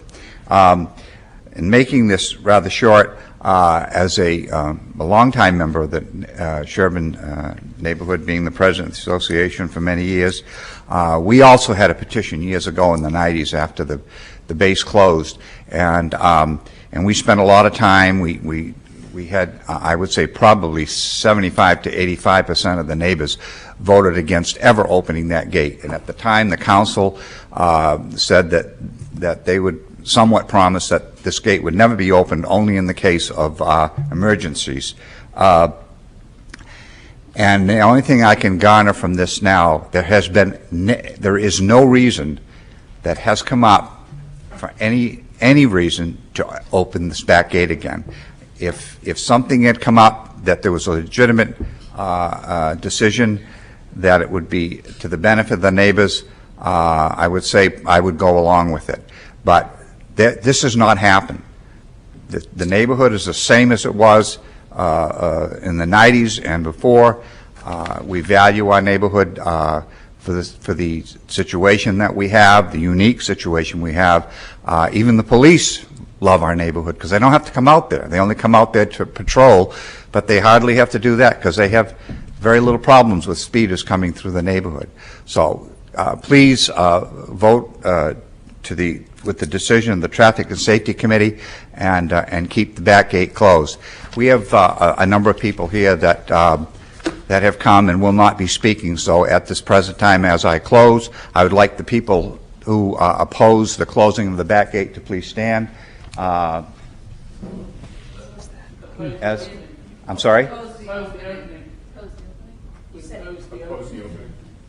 Oppose the opening. I'm sorry. Did I say it wrong? I think we know. Oh. Otherwise, you'd be saying, Bill, I think we get it. It's okay. I hope you get it. We're going to be all right. We're all opposed to obviously reopening the gate. Thank you. Thank you. We do have two more speakers listed. Clark Knowles is on the list. Presumably, yes, I'm sorry, I missed, I'm sorry, Kim Kumpf, but we've got Clark up here already. I'm sorry. So we'll go with Clark, and then we'll go back to Kim. Good evening, everyone. My name's Clark Knowles. I live at 234 Sherburne Road, right smack dab in the middle, not at one end or the other. And I just want to stand with my neighbors in supporting keeping that gate closed. I commute by bicycle to Durham through Pease every day to work, and I compete with hundreds of vehicles, and I can't help but believe that many of them would choose to come through I would choose to come through our neighborhood. If the gate was open and I didn't live there as a local, I would take the shortest route. There's just a lot of people out there that drive through Pease, and I certainly, for all the reasons stated, want to see the gate remain closed. Thank you. Thank you. Our next speaker is Kim Kumpf regarding back gate. Hi, thank you for listening to this public comment tonight. And I really, once I stood up, I feel like we've sort of stated it. But I will just say one more time, I've 24 Sutton Avenue is my address. I've been there since 2002. And I just think opening the back gate would make it a thorough way for all of the residents of that neighborhood. And it's been such a unique neighborhood of Portsmouth, and I think it's all been stated, so I'll leave it at that. Thank you. Thank you. And I think our final speaker this evening appears to be Richard, and it's difficult for me to make out your last name, perhaps Sante, or I can't tell. If you'd be kind enough. Uten.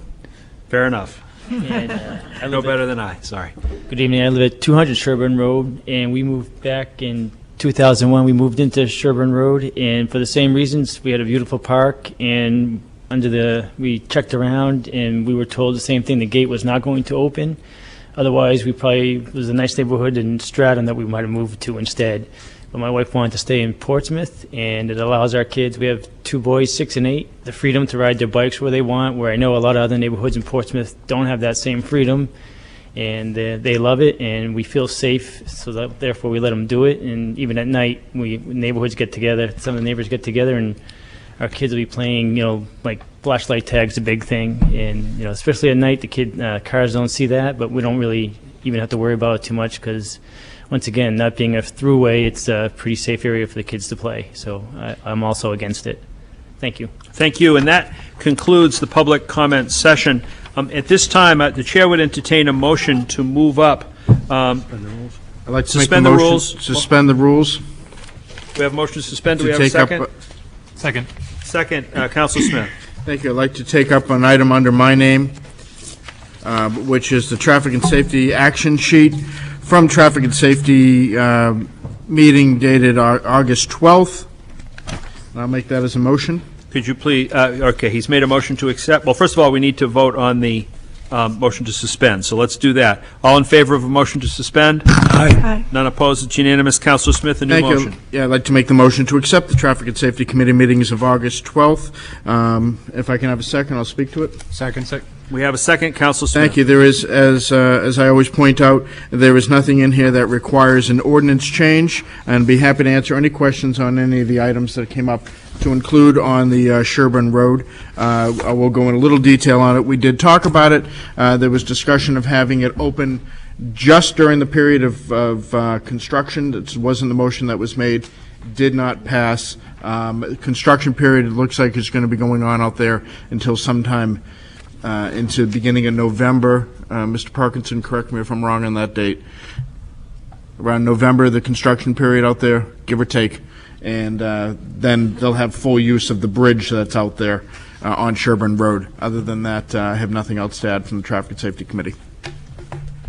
Councilor Smith, could you just, if you would be kind enough to just elucidate for the people at home, because everybody here kind of understands the discussion, but the effect of voting to accept and approve with regard to the gate closure will be? Basically, for a quick history on Traffic and Safety Committee is an ad hoc committee of the City Council, such as any of the Blue Ribbon committees or any other ad hoc committee of the City Council. It does not have its own. It does not have its own passing and accepting of the minutes. It has to be done by the City Council. When the City Council accepts an action sheet, they accept all the actions that are within that. One of those actions on tonight is item 8, which is the recommendation to keep the back gate closed. Thank you, Councilor Smith. Further discussion? Councilor Kennedy. Mayor, I'd like to call to split the question, and I would like to pull this out. You all know how my feelings are on voting on these sheets, because once you vote on them, basically you're making a decision really without, I feel, proper information to the council, and so I would like just to pull this out. Okay, I think by that you mean a motion to sever that particular item from the otherwise offered report of Councilor Smith. Councilor, let me ask, thank you, Councilor, just so that I understand that. City Attorney, is that something, given the manner in which we typically vote the minutes, that is parliamentarily appropriate? It is appropriate. Parliamentarily? 5-vote motion. Okay, we're going to need 5 to sever that particular item. Does everyone understand? Well, it's actually, we already have a pending motion, but I'm going to allow that motion just in the interest of expediency. Does everyone understand Councilor Kennedy's motion? Okay, ready to vote. Second. We don't have it. Do we need a second? I'll second. Councilor Coviello has seconded it. She would like this matter to be considered separately. Everyone ready to vote? All in favor of her motion? Aye. Aye. Okay, let's do a roll call, please. Assistant Mayor Noveline Clayburgh? No. Councilor Lister? No. Councilor Hitchmonick? Yes. Councilor Spear? Yes. Councilor Dwyer? Yes. Councilor Coviello? Yes. Councilor Kennedy? Yes. Councilor Smith? No. Mayor Farini? Yes. Motion carries. So now we're going to vote on what will be a limited portion of this. We will come back to the other aspects of the Traffic and Safety Committee action sheet and minutes later in the meeting. So now you have made a motion that that be severed, and I'm going to understand that you included that to mean, well, actually, we're going to need a motion now. Let me think about this. Yeah. What did I do? So we moved to sever it, okay? So we severed the motion, and we severed that portion for consideration. Now we need to consider it. I make So a motion to accept the traffic and safety with regard to the motion severed. Would you make that motion? Yes, I will. All right. Second. Second. Now we're ready to vote, unless we want to talk about it some more. All in favor? Aye. None opposed? It's unanimous. No Thank- minutes. And thank you very much. Okay. Now before us are the minutes, which have been moved by Councilor Smith, and that's a pending motion. Your portion has been severed and voted as you have heard it, so, meaning to the people in the gallery, so you're all set. But these are the minutes otherwise, so I guess we can continue with the minutes at this point. Councilor Smith, do you care to speak further to the minutes that are before us? Yeah, but I would really like it if Councilor Kennedy could really explain why we go through this month after month, every time the Traffic and Safety Committee minutes come up, every time the minutes come up for the Parking Committee, when it is the process of the City Council to always approve or disapprove the minutes and not sever them. It's the process. We did it for your accepting the reports for the fisheries. We do this when we take the Fees Committee. This is the process that takes place for every ad hoc committee that the city has ever done. That's the process. But instead of just voting against it, no questions are ever raised to what what is offending the councilor that she does not understand that is in here. And I'd really like to have that question finally answered. Well, that's up to Councilor Kennedy if she cares to respond. If not, we're going to proceed. I don't mind responding. I stated way back that my concerns, and along with getting the council's attorney's advice, that when we approve something, and it all comes down to removing parking spots and some other issues that I saw with these minutes, we do not approve anyone else's minutes on a monthly basis. We see minutes. We see minutes from the police commission. We see minutes from the fire. We see minutes from the historic. We see minutes from all different communities, but we never approve them or reject or concur with. And my concern is that when we make the statement to these minutes, we automatically are assuming that we concur with things. And I don't agree with sometimes things that have been decided there, and especially when they bring up to an ordinance change before we have had the public hearing on the ordinance change. So my concern is that by agreeing to these meeting minutes on committees, that we've already made a decision and a statement without really looking at what the ordinance changes were going to be in effect. And I brought that up when I first started doing this.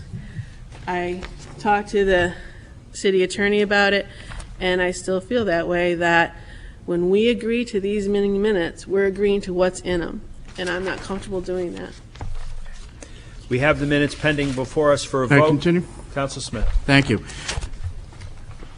When you're discussing things for other committees, such as minutes for Historic District Commission and Police Commission and other commissions, those are not ad hoc committees. So we do not accept them.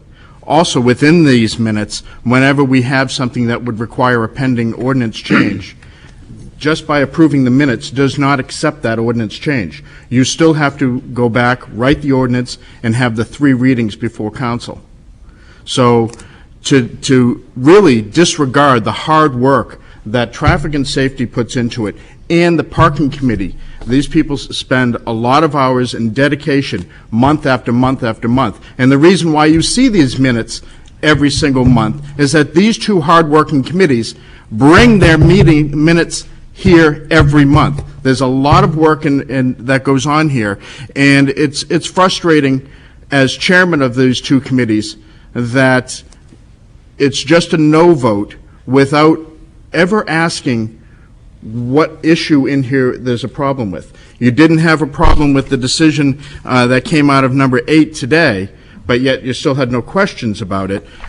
I'll ask you, what did you have for questions on the first 7 items that you felt that we'd have to take all this time to sever? Well, I think at this point, appreciating that people have differing points of view that have been discussed, it might not serve our process well to have a further and lengthy discussion at this point about this issue of committee. Move the question. Thank you, Councilor Smith. Everyone ready to vote? All in favor? Aye. Any opposed? One opposed.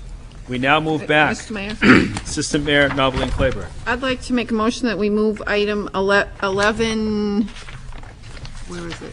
2, the World War I monuments for vote at this time. We need a motion to suspend the rules. Which item was this? It's the World War I World War I monument.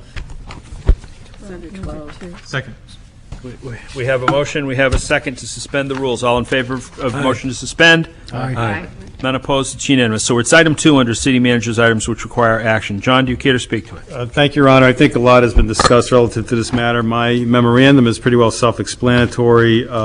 There has been a process involved where you do have 2 council members, Councilor Lister and Councilor Smith, that works with the Veterans Council. And this was an item that had some discussion relative to the relocation after the City Council had voted previously on June 21st to relocate the World War I monuments to Langdon Park. Basically, what the recommendation would be from both Councilor Lister and Councilor Smith, along with the Veterans Council, is to authorize me as city manager to relocate the World War I monuments to the plains as proposed in the aerial which is attached, and we have a more detailed layout that we will utilize, but pretty much that's the essence of the motions. So you would actually have a motion to suspend the rules to reconsider the June 21st, 2010 vote of the City Council regarding the World War I monuments. This would require a 2/3 vote of the City Council. And then if that it prevails and passes, then you would have to move to authorize the city manager to relocate the World War I monuments to the plains as proposed. Chair will entertain a motion to suspend, not, so he has spoken to the motion to suspend. We've suspended the rules. Now we're suspending them with respect to the 2/3 vote. Just to bring it up. So do we have it to bring it up and vote on it? So first we need the motion to suspend to reconsider a 2/3 vote. Do we have a motion? So moved, seconded. Discussion. Councilor Smith. None. No discussion. All in favor? Aye. None opposed. Passes unanimously. Now we'll need a motion to authorize the city manager to relocate the World War I monuments as proposed. So moved. Second. Councilor Smith has moved. It's been seconded. Question? Councilor Dwyer. I know that one of the reasons the city was concerned originally in moving them is that they had been hit by cars, or some of them had been hit by cars in the location to which they are moving back, and so and cracked and whatever. And I wonder now, I understand that the configuration of the land is a little bit different and the parking is a little bit different there, but I'm certainly not against moving them back, especially now that the Veterans Council has decided that's appropriate. But this original problem of having cars run over them or run into them is a concern, and I don't know have we thought about how that's going to be. John, do you care to speak to that? Well, first of all, Councilor, as you saw on the aerial map, they're going to be tucked into the corner. But also, I'll be discussing with the Public Works Director. We've talked about this. When we get out into the field, we'll look at how we can prevent that from happening, either a bollard or something that we would use. So people will be aware. So it would be whatever is done would be tasteful, and just would give people the idea. If you put a couple bollards in, you would certainly have people know, and if they hit it the first time, then they'll know. So, but no, actually, because the way and they've laid out, if anybody wants to go out there, they're staked out. It's all been engineered. Right. It's ready to go if the City Council so approves. Having heard that from the city manager, any further discussion on this issue? Hearing none. All in favor? Aye. None opposed. It's unanimous. Thank everyone for their patience and their input. We move on now to the agenda for this evening. We have a public hearing under item 7, a proposed ordinance amending Chapter 10, Article 10, subsection 10.1010 of the Wetlands Protection Ordinance. Yes, Your Honor, what I'd like to do is I'd like to have the planning director come forward and have a brief discussion relative to this before the public hearing opens, just so that everybody understands what this specifically is about and what it's not about. So I think we'll have Rick come forward and just give a brief recitation about what the public hearing is about on the wetlands. Welcome to our planning director, Rick Tainer. Thank you. The proposed changes to the zoning ordinance, section 10.1010, wetlands protection, are primarily housekeeping changes and other changes that are meant to clarify the wetlands protection regulations and standards. Just go through them quickly. The first set of proposed changes simply replaces the word use with the phrase use, activity, or alteration in several locations. This is intended to eliminate ambiguities in the ordinance because of the particular way in which the word use is defined and used in other parts of the ordinance. Next, it is proposed to exempt small emergency generators in wetland buffer areas from the requirement to obtain a conditional use permit. In the last year or two, and particularly since the December 2008 ice storm, there has been a tremendous increase in interest in these generators by homeowners. The small pad size that is specified in the proposed amendment allows a typical residential scale generator, which represents the bulk of the applications that we're seeing. The third proposed change would authorize the planning director to require a review of a wetlands application by an independent wetland scientist or other special studies relating to a conditional use permit application. Currently, the zoning ordinance only authorizes the planning board to make such a stipulation, with the result that an applicant could be required to go through 2 planning board meetings in order to get through this process.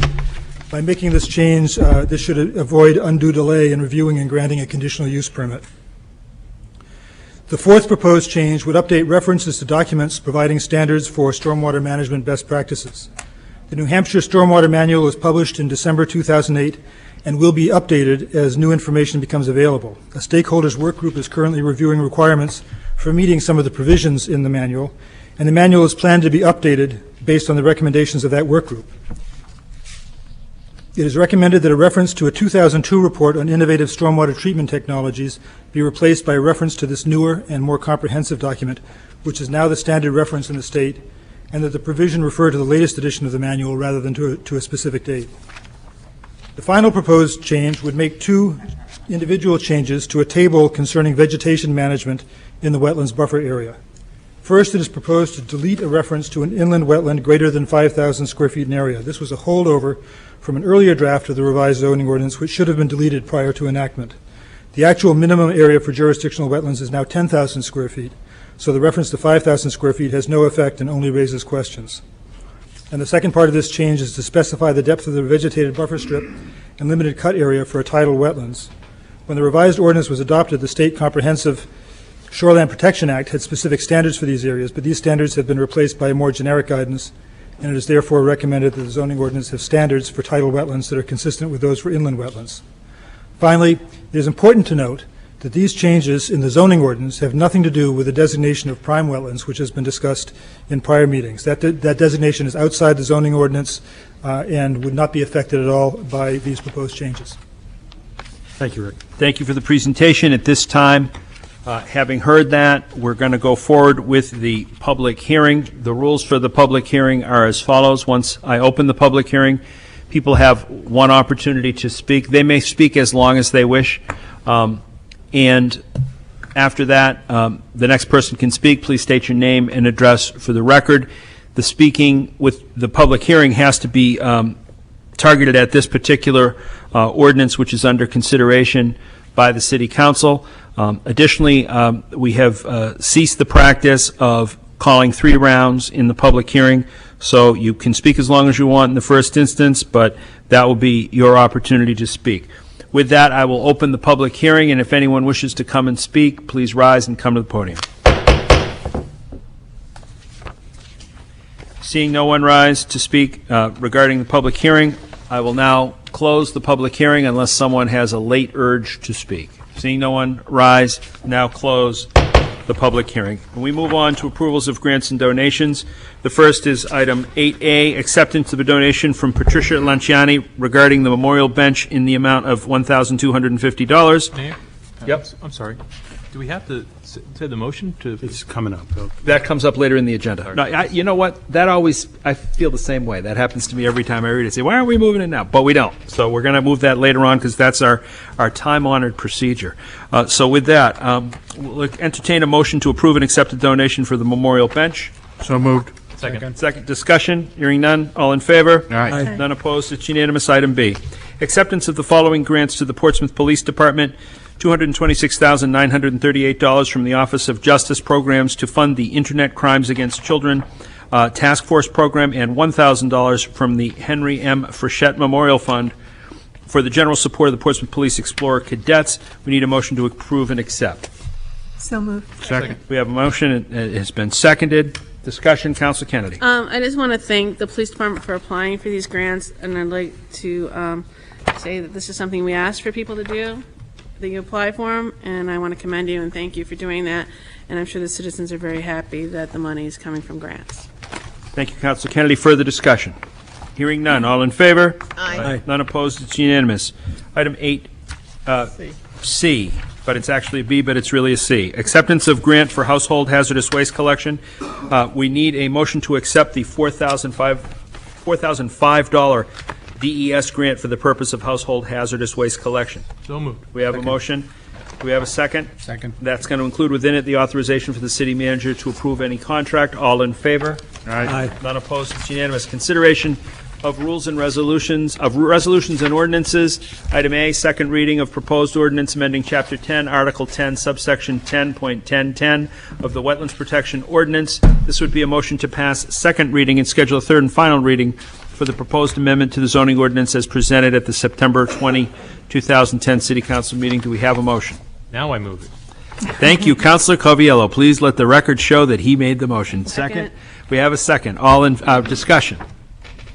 Hearing none. All in favor? Aye. None opposed. It's unanimous. Item 9, consent agenda.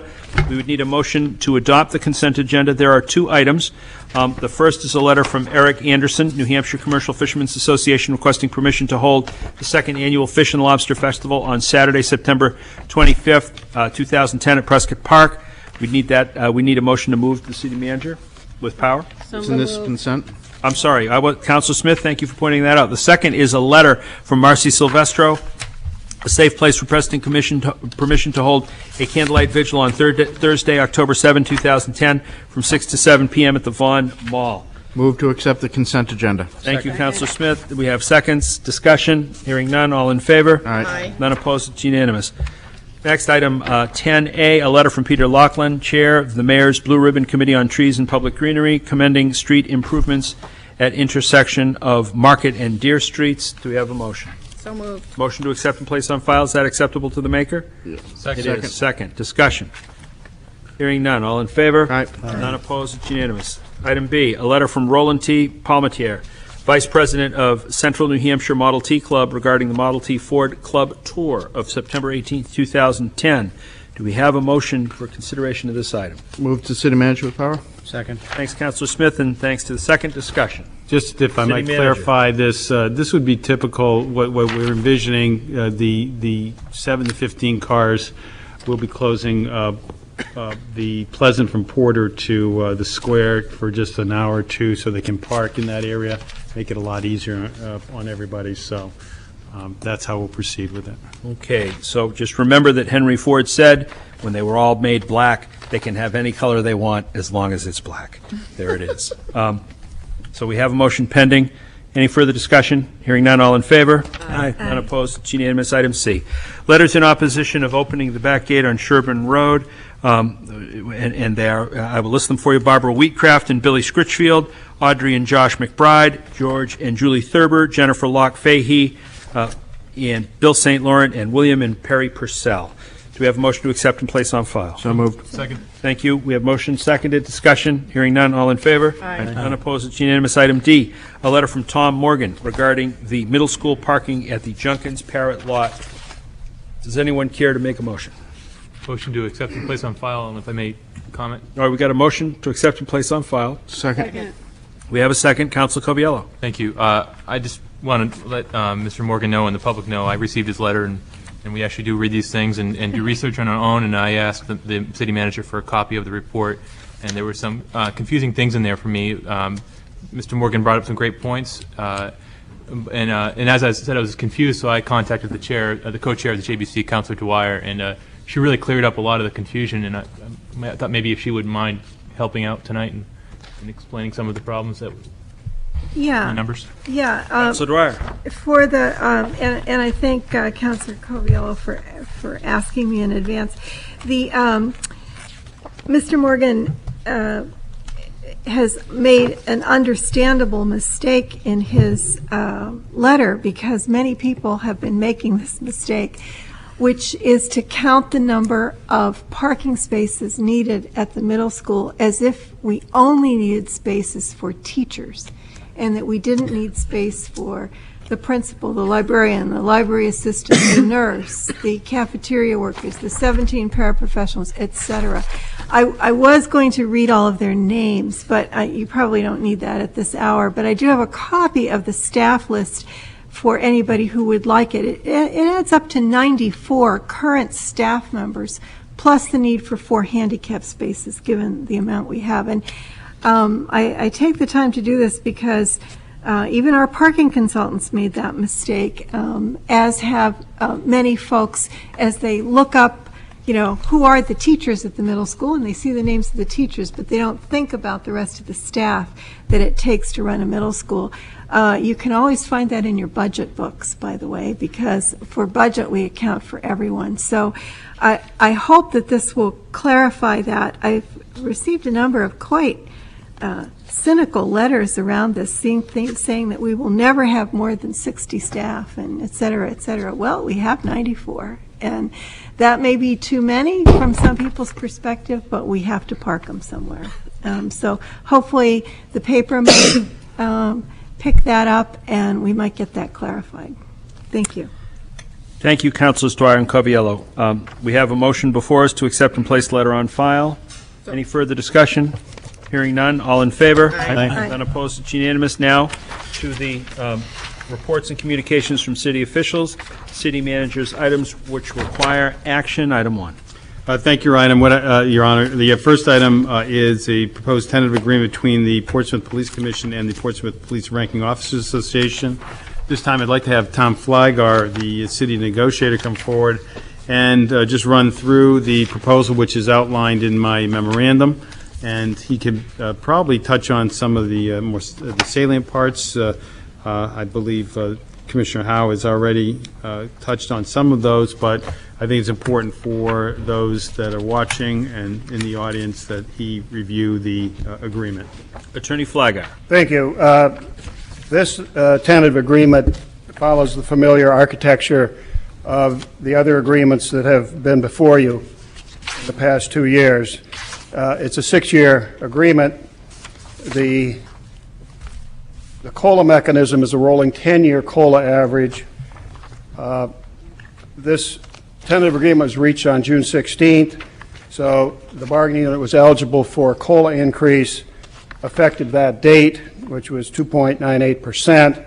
They're also eligible for a second COLA increase on July 1st of 2010 of 2.82%. And then in 4 subsequent years, they would be eligible for a COLA increase on July 1st based on the rolling 10-year average. The contract expires on June 30th, 2014. Health insurance contribution to the Comp 100 and Blue Choice goes from 18 to 20%. Effective July 1st, 2010, the Matthew Thornton goes from 14.5% to 15.5% on that same date. With respect to overtime, Chairman Howe described in a general way the overtime concessions that have been made here, but in brief, the bargaining unit has agreed that paid time off will not be counting for time worked when calculating overtime. The There are some exceptions with respect to shifts when they're held over, but in general, the council's objective of removing the practice of treating paid leave as time worked has been accomplished in this agreement. In addition, as the chair indicated, the bargaining unit has agreed to give up compensation for optional training from the academy, 4 hours for 2 years, and then it moves to 8 hours of training that would not be compensated by the department. The other major cost item here is an educational incentive effective July 1st, 2012, where bargaining unit members with an AA would get a $500 annual stipend, $1,000 for a BA and $1,500 for a master's or PhD, JD. The rest of the provisions of the contract are similar to ones you've seen in the past, and I will not go over them at this time. Thank you, Tom. And at this point, we're going to need, first of all, if there are any questions for Tom, you can ask them, or you can wait until after we have a motion. We're going to need either a motion to approve the agreement or a motion to reject, if that's the council's pleasure. Does anyone care to make a motion?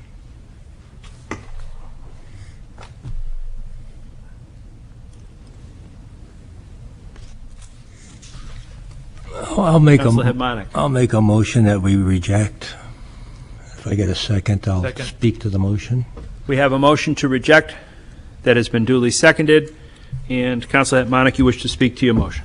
Yeah, looking over the last couple years' actual Boston-Brockton inflation increases, I come up with an inflation rate that's considerably less than 1% for the last few years that the contract has been in negotiation.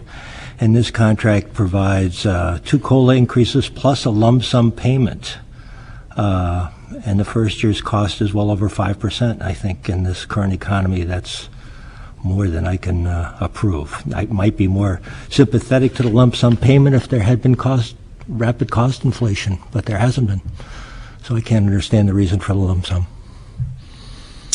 Thank you, Councilor Hetmanik. Further discussion? Councilor Lister. Well, with the bargaining unit, there are 3 words that no one likes to hear, and that is, we're getting closer. I know you've heard that before. Nothing would make me happier than to approve this contract. However, I think the council has had some discussions about this, and with the negotiator, and there may be 1 or 2 points that we're still have some questions about. So I would not be voting for the contract tonight for that reason. Further discussion? Councilor Dwyer. This is probably a question for Tom Flygar, and he mentioned at the beginning the issue of on the June 16th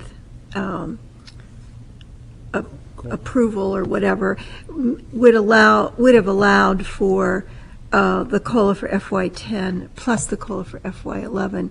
So if we do reject this contract, that means that will not be possible. Is that correct? That's correct. Further inquiry, discussion? I'm going to pass the gavel. Does anyone care to speak at this point? Councilor Kennedy? Councilor Kennedy. I agree with everything that Councilor Hetmanik said and stated. I also feel that the lump sum is a real issue. And I would encourage to look at that. Thank you. Anyone else care to speak? Mayor Farini. I, too, will not be able to support this contract. In particular, my concern at this time is regarding the lump sum payment and that which gives genesis to it, and so I won't support it. That said, do appreciate changes that have been made, and it's my hope that at a point we can finally resolve this, but I will not be able to support this portion or this contract. Ready for a vote? Roll call, please. Assistant Mayor Noveline Clayburgh. No. Council, clarify. I'm sorry, whoa. Let me make sure that you know what the motion is. It's a motion to reject the agreement. So a vote no would be a vote not to reject the agreement. A vote yes would be a vote to reject the agreement. So with that said, again, a vote yes is a vote to reject, a vote no is a vote not to reject. With that, we'll begin again. Assistant Mayor Noveline Clayburgh. Yes. Councilor Lister. Yes. Councilor Hitchmark. Yes. Councilor Spear. Yes. Councilor Dwyer. Yes. Councilor Coviello. Yes. Councilor Kennedy. Yes. Councilor Smith. Yes. Mayor Farini. Yes. Passes 9-0. We now move on to item 3. Thank you, Your Honor. The next item deals with the request to utilize fiscal 2010 surplus funds for the restoration of the 1950 Mack fire engine. I would at this time ask that the either a representative from the commission and/or the chief come forward to explain what their request is and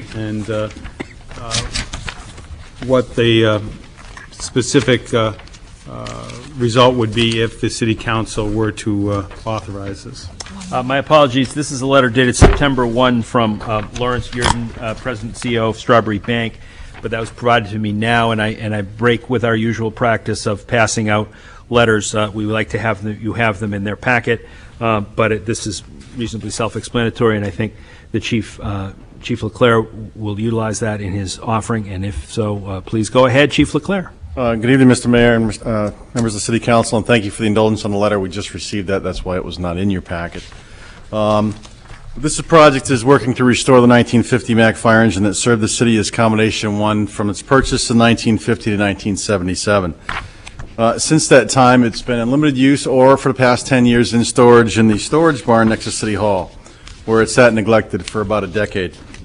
When I found it, not knowing it was there, it was surprisingly intact, but it is reaching the point of decay where, as Council Lister knows, once you get to a certain point, it's not worth restoring anymore, or it becomes very, very difficult. This truck is in great shape. It is very time-consuming and labor-intensive to disassemble an entire antique fire truck, repair and refinish and reassemble that truck. However, but that is the project that we have embarked on. We have some great restoration people in the project working to restore this artifact on wheels, to restore the city's rich firefighting history. The vehicle will be used for public appearances, public education purposes. It will be stored, cared for, and kept forever as part of the Portsmouth City's property. Thank you. Thank you. Technically, if I might, Your Honor, please. This does not. I could have authorized expenditure of these funds, but given the nature of the uniqueness of this expenditure, I thought it was important to come before the City Council to give guidance from the City Council to me relative to the use of these funds. So we're going to need a motion. If we're going to have the discussion, one motion could be to approve the utilization of $34,000 from the fiscal year 2010 surplus funds for the purpose of this restoration. So Can we ask a moved. question before? All right. Well, we need to, you're going to get to ask a question either way, but somebody just made a motion. Second for discussion. Second, Council Coviello. Thank you. What was the total amount of surplus? Was that 34,000? The total amount of, you mean for surplus, that would be, the total amount of use of surplus would be $34,000. How much was the total of surplus for the fire department? Chief, do you recall that? I believe it's in excess of the $34,000. I think it's about 50. So between $50,000 and $60,000. Yeah, depending, we're still working out some of the encumbrances. Further discussion or inquiry? Councilor Lister. This is a project that I think also has a lot of merit for a lot of good reasons, but without getting into them, in my mind, I'm just wondering, is this money that would be viewed as being used for salaries or anything like that would be confusing to the public? Well, again, let me just explain. What happens at the end of any fiscal year, there is operating surplus or operating deficit. By charter, we can't run an operating deficit. We have to run either zero or operating surplus. Most departments have operating surplus at the end of the year because, quite frankly, you're working on budgets maybe 18 months to 24 months before you come to the end of your fiscal year, as you set up your projections. At this point, the fire department has projected between $50,000 and $60,000 in surplus, operating surplus for their budget. Typically, when operating surplus comes about and there are unencumbered funds, we release the encumbrances and it goes into fund balance, which you're familiar with. It would be our fund equity for the city. Council Lister, follow-up. Just, I just want to mention a piece of history, and that is, I believe this, the chief didn't say this, but this was a fire truck that was purchased by Chief Cogan, and being involved in the scholarship fund for the Cogan Scholarship, which has been in play in Portsmouth for Portsmouth High School graduates for a long time. There are some big connections here with the fire department and the community and young people in the community, and that's one of the reasons why I think it has some merit. I also, just thinking in my mind down the road, I know that the police chief would be very interested in having some kind of a history about the police department. I know the superintendent of schools and the former superintendent of schools were very interested in looking at the history, and I think we heard that tonight about the downtown and in the neighborhoods, about the importance of history, and with the planes and everything else. And I just want to try and keep these connections because these are really important to perpetuate the history in the city of Portsmouth and all the connections that are made. So, but that was a fire truck that was purchased by Chief Cogan, who was the fire chief here for many, many years. Also, Deputy Chief Steve Achilles, who has written a book on the history of the fire department, very popular in the city, and just comment. Thank you. Further discussion. Council Coviello. Thank you. I'm torn on this one, and I want to explain why. Because first of all, I want to appreciate the department for running a surplus, and you want to reward them for that. But the value, $34,000 is the same value that we debated about with crossing guards and weed control, things we almost lost last year in the budget. So I just wouldn't want to look frivolous, and I guess I'm really torn because there's definitely history in the city that we want to make sure it goes on, and we preserve that. But I guess I'm just interested in more of Councilor's comments and help me make my mind up. Councilor Kennedy. I agree with Council Coviello, and so I would like, but I also understand the importance of history. I mean, our whole community is based on history. I also know that we could give $34,000, and with a private donation, they would have the money.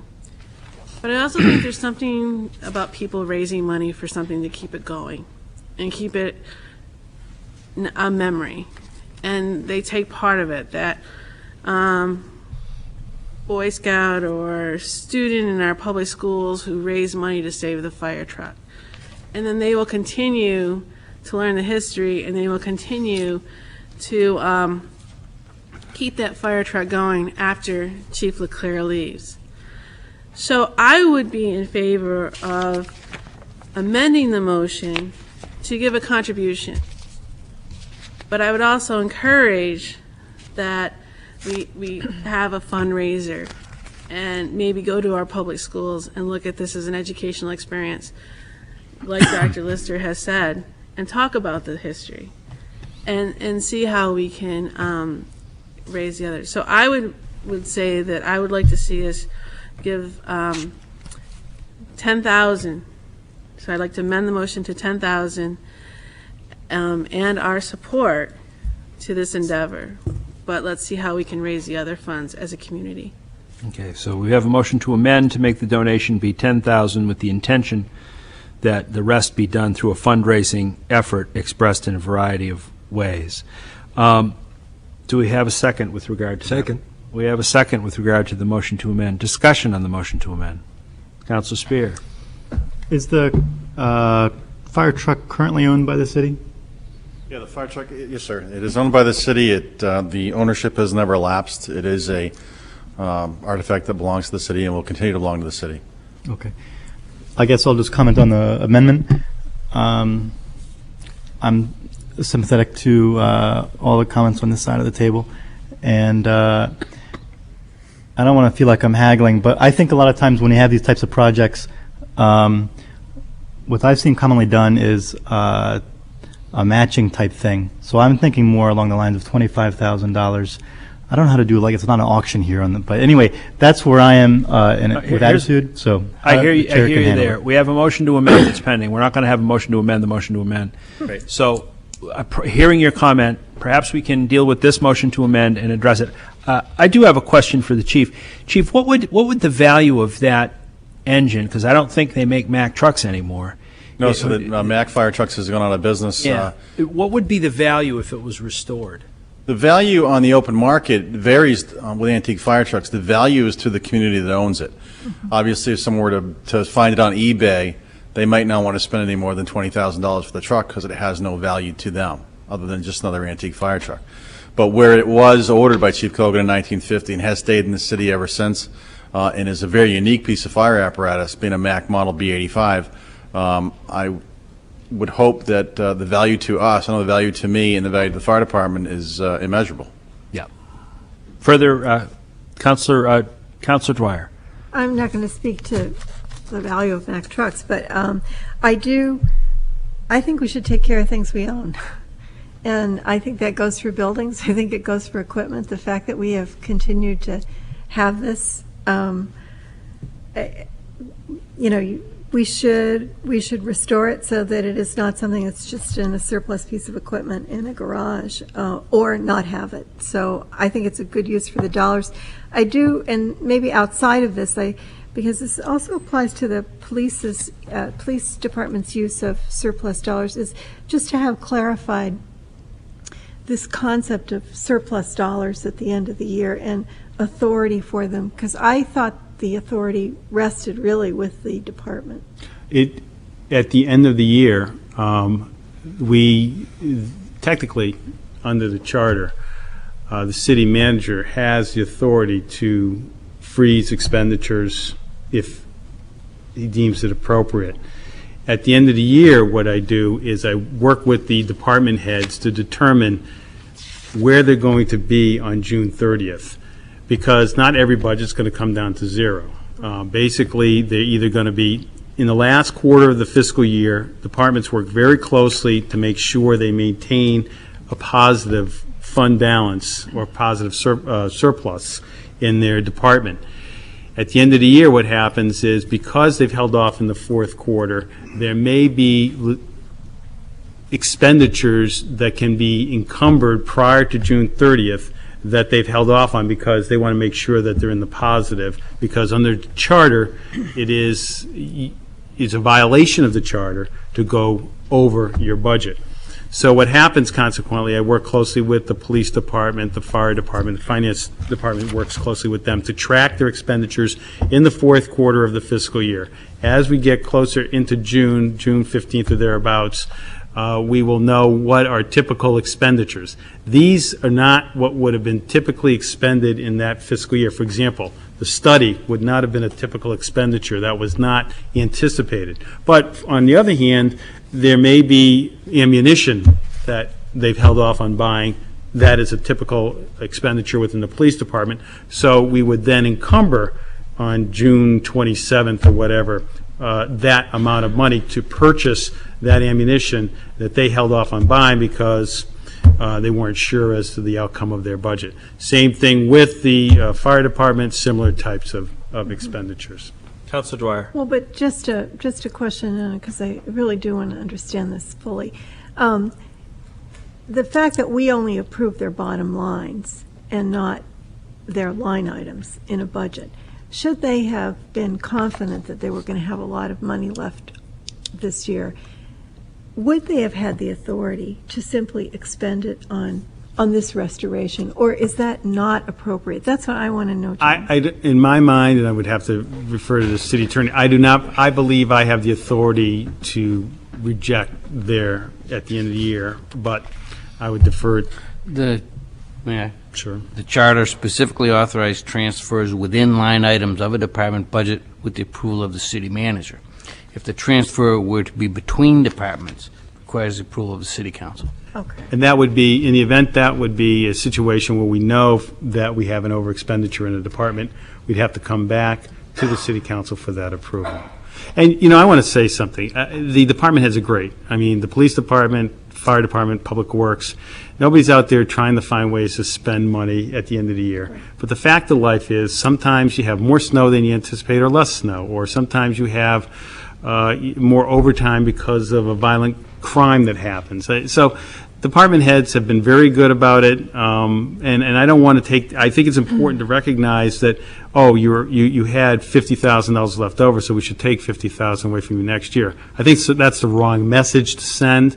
I believe every single department head watches their budget very closely. They are frugal, and when they have something out of the ordinary that wasn't in the budget, that is very apparent that wasn't in the budget, I suggest that they go to their commissions, in the case of the police and fire, and talk to their commissioners. And in that instance, they make a decision.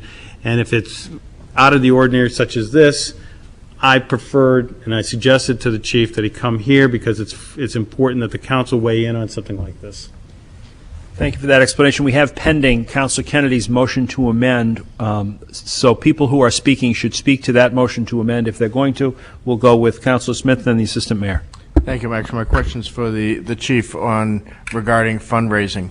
It shows in the letter that you have done some fundraising. Could you explain the process you've gone through and where you're at that price? We've advertised, yes, Council. We've advertised the project. We had we were selling T-shirts that had the truck combination one on it. It took a long time to do small donations like that. We did have some fairly significant donations from people like Ron Bourgeot from Northeast Auctions and Granite State Minerals, and I know I'm forgetting some. We raised about $7,500. We were able to couple that with donations we've had in the past for firefighter memorials or historical preservations to raise about $16,000, $17,000. So we've it's difficult to raise funds, have a fundraiser for a piece of apparatus that is specific to the department, where, a piece of public art, many, many people are interested in that, and a lot of donations came in. Well, the donations were really slow to come in for the fire truck, but we were able to bring in that much money, couple it with other funds, and my request to the council is that you help us out with the project so we can finish this off. Thank you. Okay, again, I remind the council, the amendment offered by Councilor Kennedy, the amount of a $10,000 offering is before us. Assistant Mayor Novelly. I would like to vote no to Councilor Kennedy's motion, but I would like to then make another motion that we provide half of that and ask the fire department to raise the other half. So we would give 17, and then the fire chief would raise 17. I think that's a fair request, that we do a half and half kind of thing. So we would give 17 and he would raise 17 more. Would the maker of the motion, I amend the motion to make 17. friendly amendment, acceptable to the second? Yes. Okay, now we're on at 17. Councilor Spear, I hope that takes care of your concerns. If it doesn't, then you can make a motion to amend after we vote on this. So, not that I'm hinting. So, we have that. We have the friendly amendment, so that is what is before us for discussion and debate. Further discussion on the motion to amend as offered by Councilor Novelly Clayburgh and as accepted by the maker of the motion, Councilor Kennedy. Further discussion. Okay, so now we're voting on the amendment. Ready to vote? All in favor? Aye. Opposed? Opposed. I'm opposed. So we're going to have to do a roll call, please. Assistant Mayor Novelly Clayburgh. Yes.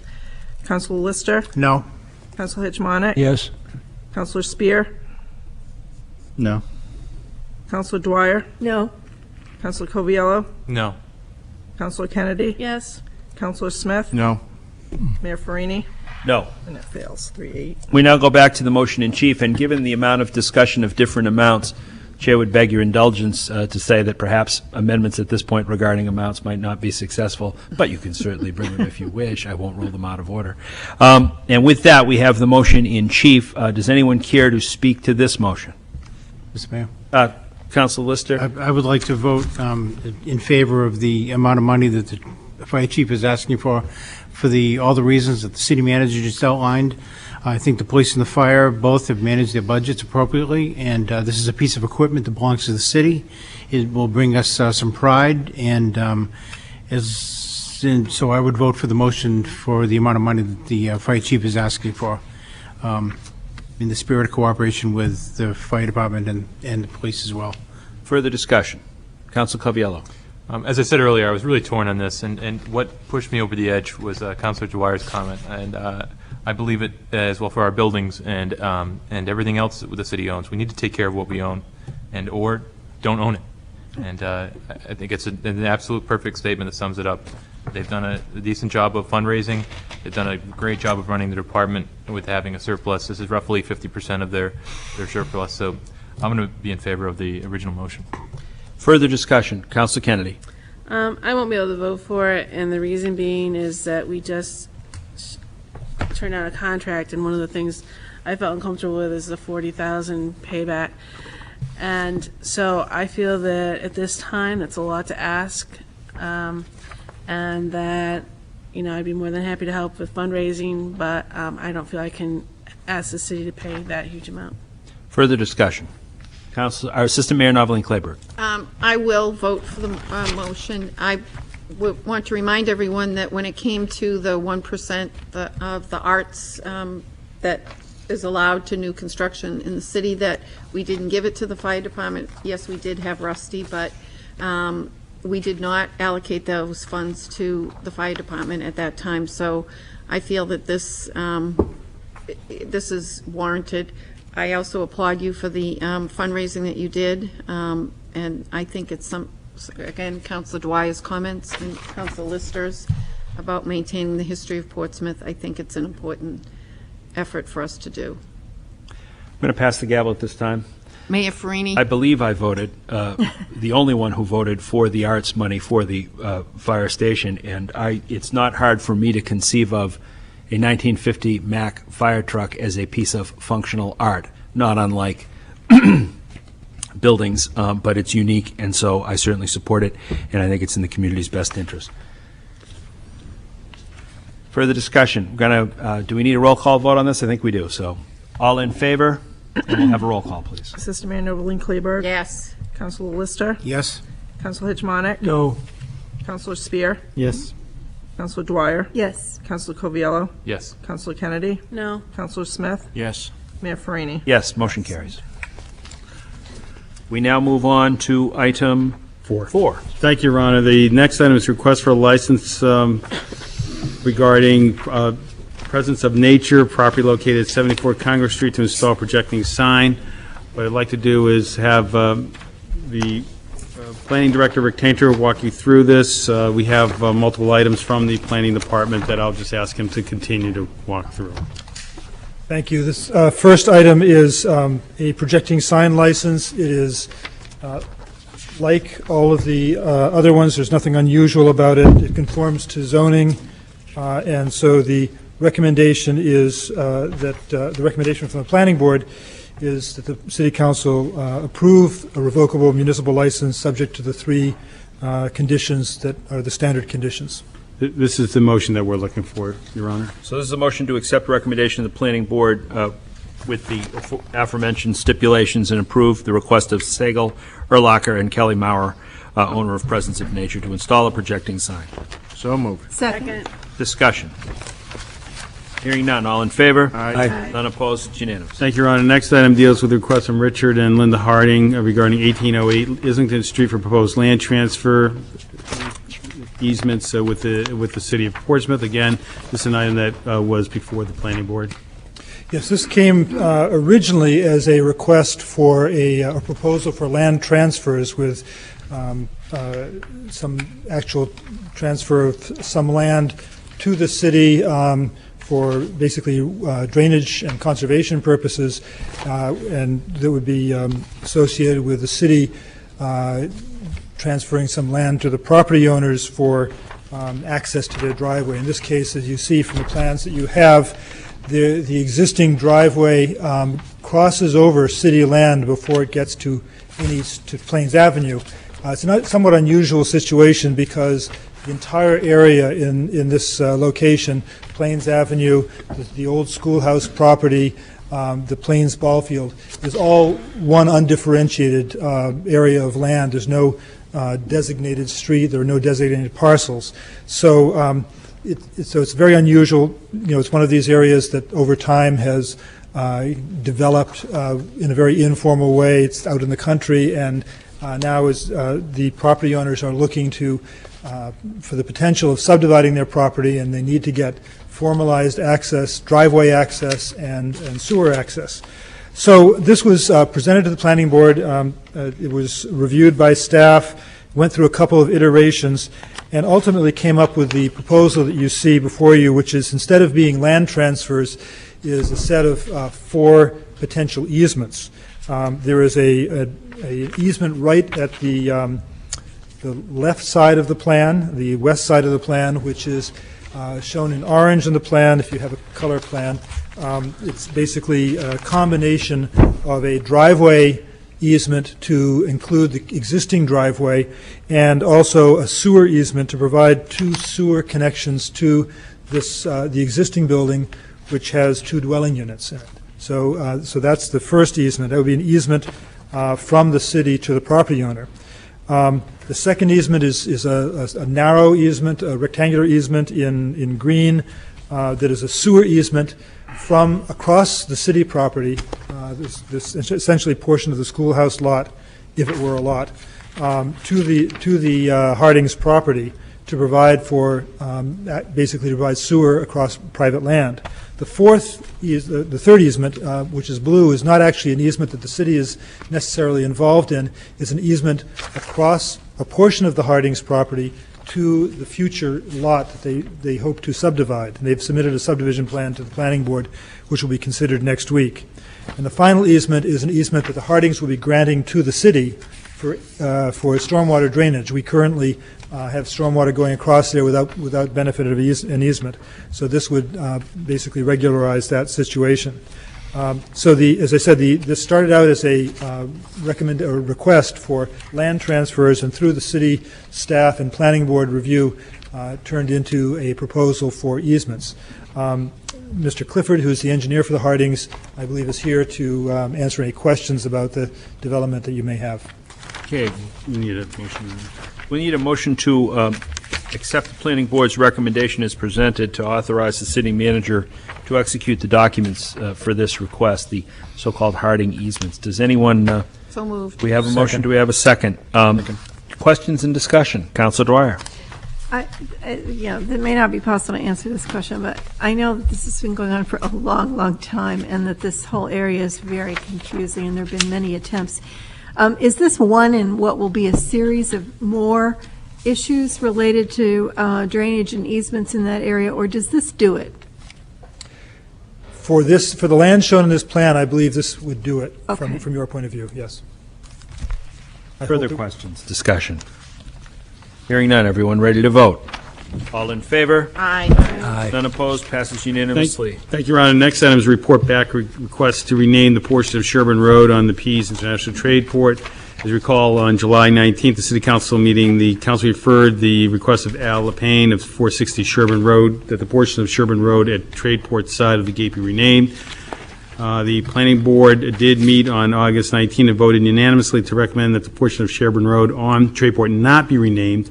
And one of the things that has happened is we've been working with representatives from the Tradeport to try to be in touch with some of the GPS companies to try to get some of the changes made to show that there is a situation at that location where you can't get through.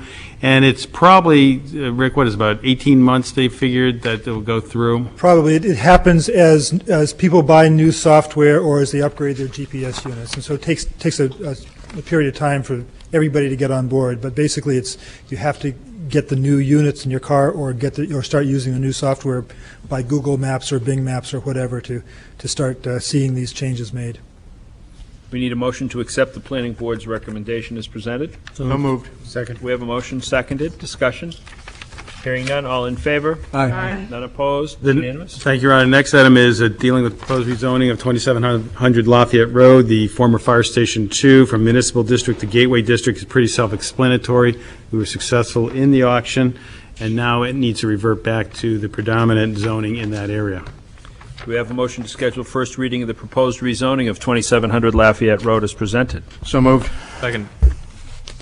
Discussion. I just have a question. Assistant Mayor. Why it wasn't automatically rezoned when we voted to rezone that district, the Gateway District? In the zoning ordinance, there's an automatic zoning to municipal if the city acquires it, but there's no automatic rezoning from if the city disposes of it.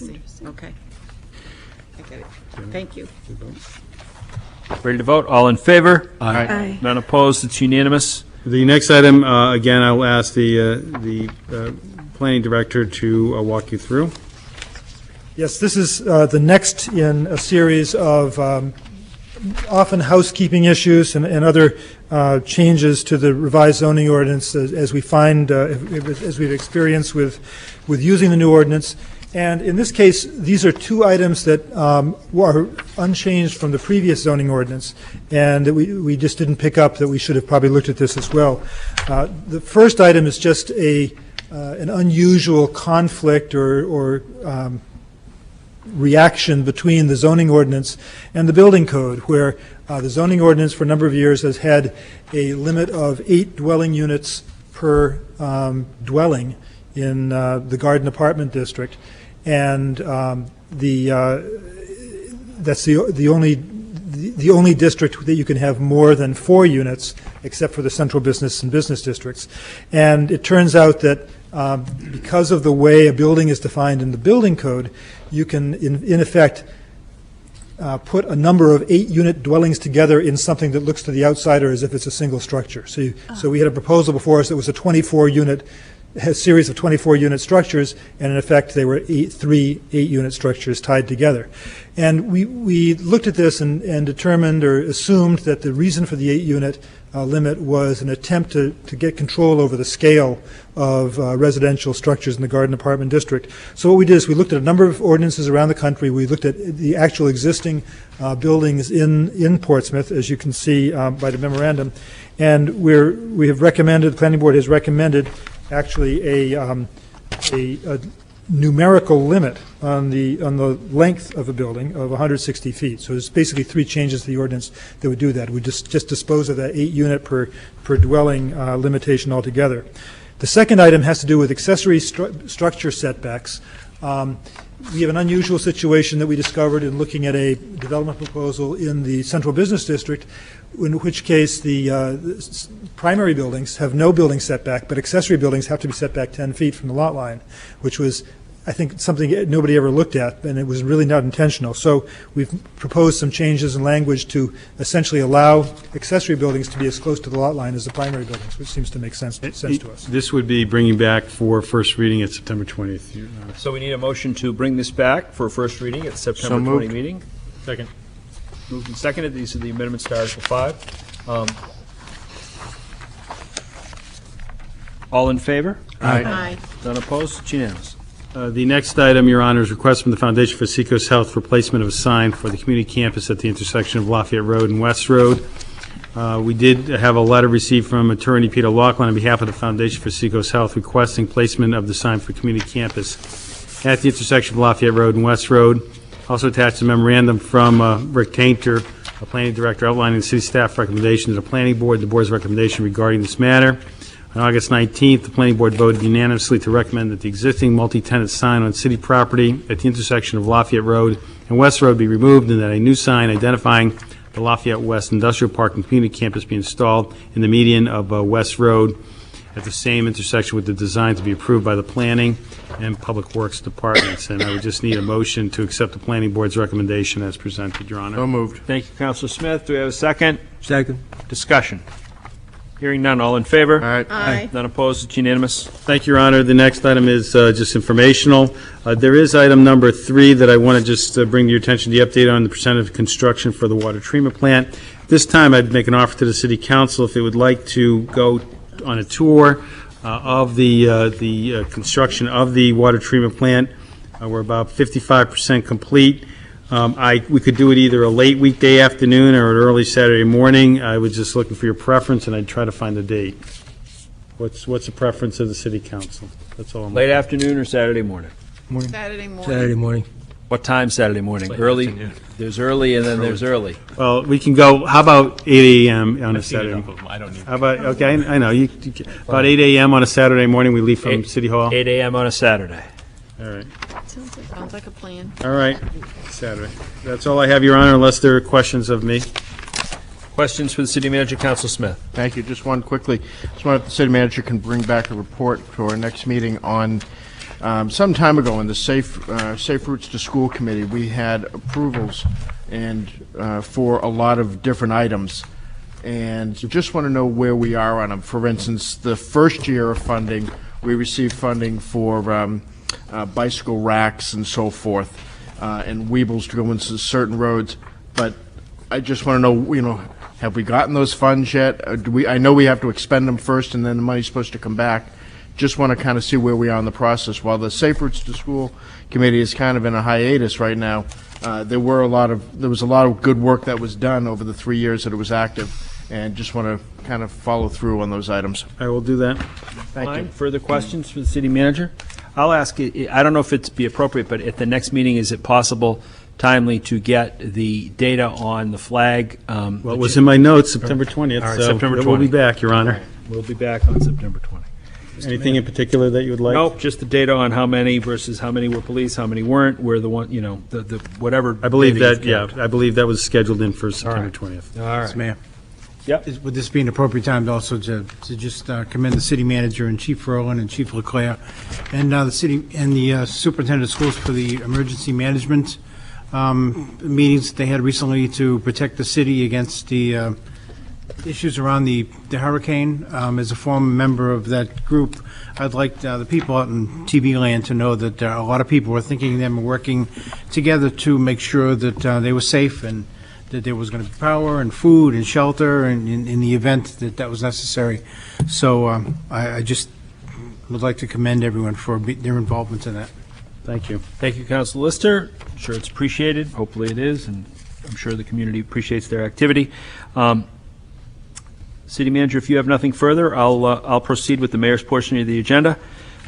First, I have a letter from Gerald Howe, as the chair of the Police Commission, indicating that they have responded to our letter about potentially changing the committee makeup, and it's very graciously offered, and I appreciate the sense of cooperation and good government spirit in which it is offered. And so we will be able to appoint an additional member, and Councilor Jerry Hitmonic has agreed to serve along with Councilor Dwyer, and I very much appreciate the civil and appropriate dialogue in which we engaged, and appreciate the Police Department and the Police Commission's consideration of this, and I'm sure it's going to be a great offering for our community. Next, I have one other item, and that is for consideration only, a City of Portsmouth Boards and Commissions application for Amy Schwartz for appointment to the Portsmouth Housing Authority. That is before you. It is there along with her considerable resume, and it will be before you next week. And with that, we move on to Councilor Lister and the Veterans Council appropriation. Councilor Lister and Councilor Smith. Thank you. I'll begin, and and Councilor Smith can certainly jump in. At the August 25th Central Veterans Council meeting, it was requested that the amount of money that the council receives is in the form of a grant, which I understand has happened for several years, in the amount of $710 would be returned from the Veterans Council to the City Council to the city, for a couple of reasons. Given the economy, and given the spirit of cooperation that they'd like to show, they would like to return that money to the city, and realizing that even though it isn't a great sum of money, I think the process that they went through and the goodwill that they're showing shows that there are people out there and organizations that appreciate what they get from the city. So they would like to write a check to the city in the amount of $710, returning that for this year only at this point. However, I would like to make a request, if I can, that the City Council consider using that $710 and being consistent with the veterans, and maybe using that toward activities for the USS Virginia that is important. We have a committee for, and we're trying to raise money and get donations. So Well, we have a motion that I think is one motion, and that is to accept the appropriation and utilize it for the purpose of welcoming the Virginia. Bob Lister and others have engaged in a hard course of work early on. They were going to be 9 members. I think they're 25 now, and I think that's great. So that's Bob's motion. Do we have a second? Second. Councilor Kennedy, thank you. Discussion on the motion. Hearing none, all in favor? Aye. None opposed, it's unanimous. Thank you. Thanks, Councilor Smith and Councilor Lister. Councilor Smith, we move on to the Parking Committee action sheet. I'd like to accept the Parking Committee minutes from August 12th. Okay, we have a motion to accept. Do we have a second? Second. The action sheet and minutes are before you. There was nothing in here that requires an ordinance change, but I'm happy to answer any questions you may have. Thank you, Councilor Smith. Discussion. Hearing none, all in favor? Aye. None opposed, it's unanimous. Item 2, I think Councilor Kennedy's- Councilor Kennedy, votes opposed, my apologies. And traffic and safety, I believe we voted on the whole thing. Yeah. Oh, I have another item, but. Councilor Dwyer, we'll go on to miscellaneous and unfinished business. You're on. Yes, I had understood that Russ Wilson was going to, and I think he just forgot, he was going to issue the invitation for counselors. We were dedicating, believe it or not, we're actually dedicating the artificial turf field Friday night. Friday night at 6:50. That's the first football game at 6:50. And perhaps someone knows more about this than I do, but I believe he was going to invite counselors to like a barbecue or something in advance of that. So I don't want to issue I'll check an with invitation Russ. I until will it's check. checked What I on. will do is I'll check with Russ, and I will send out an email tomorrow. Great. And the They usually have a JVC will be barbecue. invited, and I believe the school board, so it'll, we're all invited as well. That's traditional, Bob, They in the always first have a game. barbecue Yeah. before the first game. Yeah. Tailgate. Yes. It's fun. All right, I'm not going to expand the invitation list. I think the city council has been asked. I'm going to stay out of it. Councilor Dwyer knows more than I on that. I'll leave it to her. I'll check it out and get you an email. Thank you, John. Further, Councilor Spear, unfinished business, Yeah, miscellaneous. we had talked earlier about having a goal-setting retreat this fall. I want to know if there'd been any thought into the dates and things like that.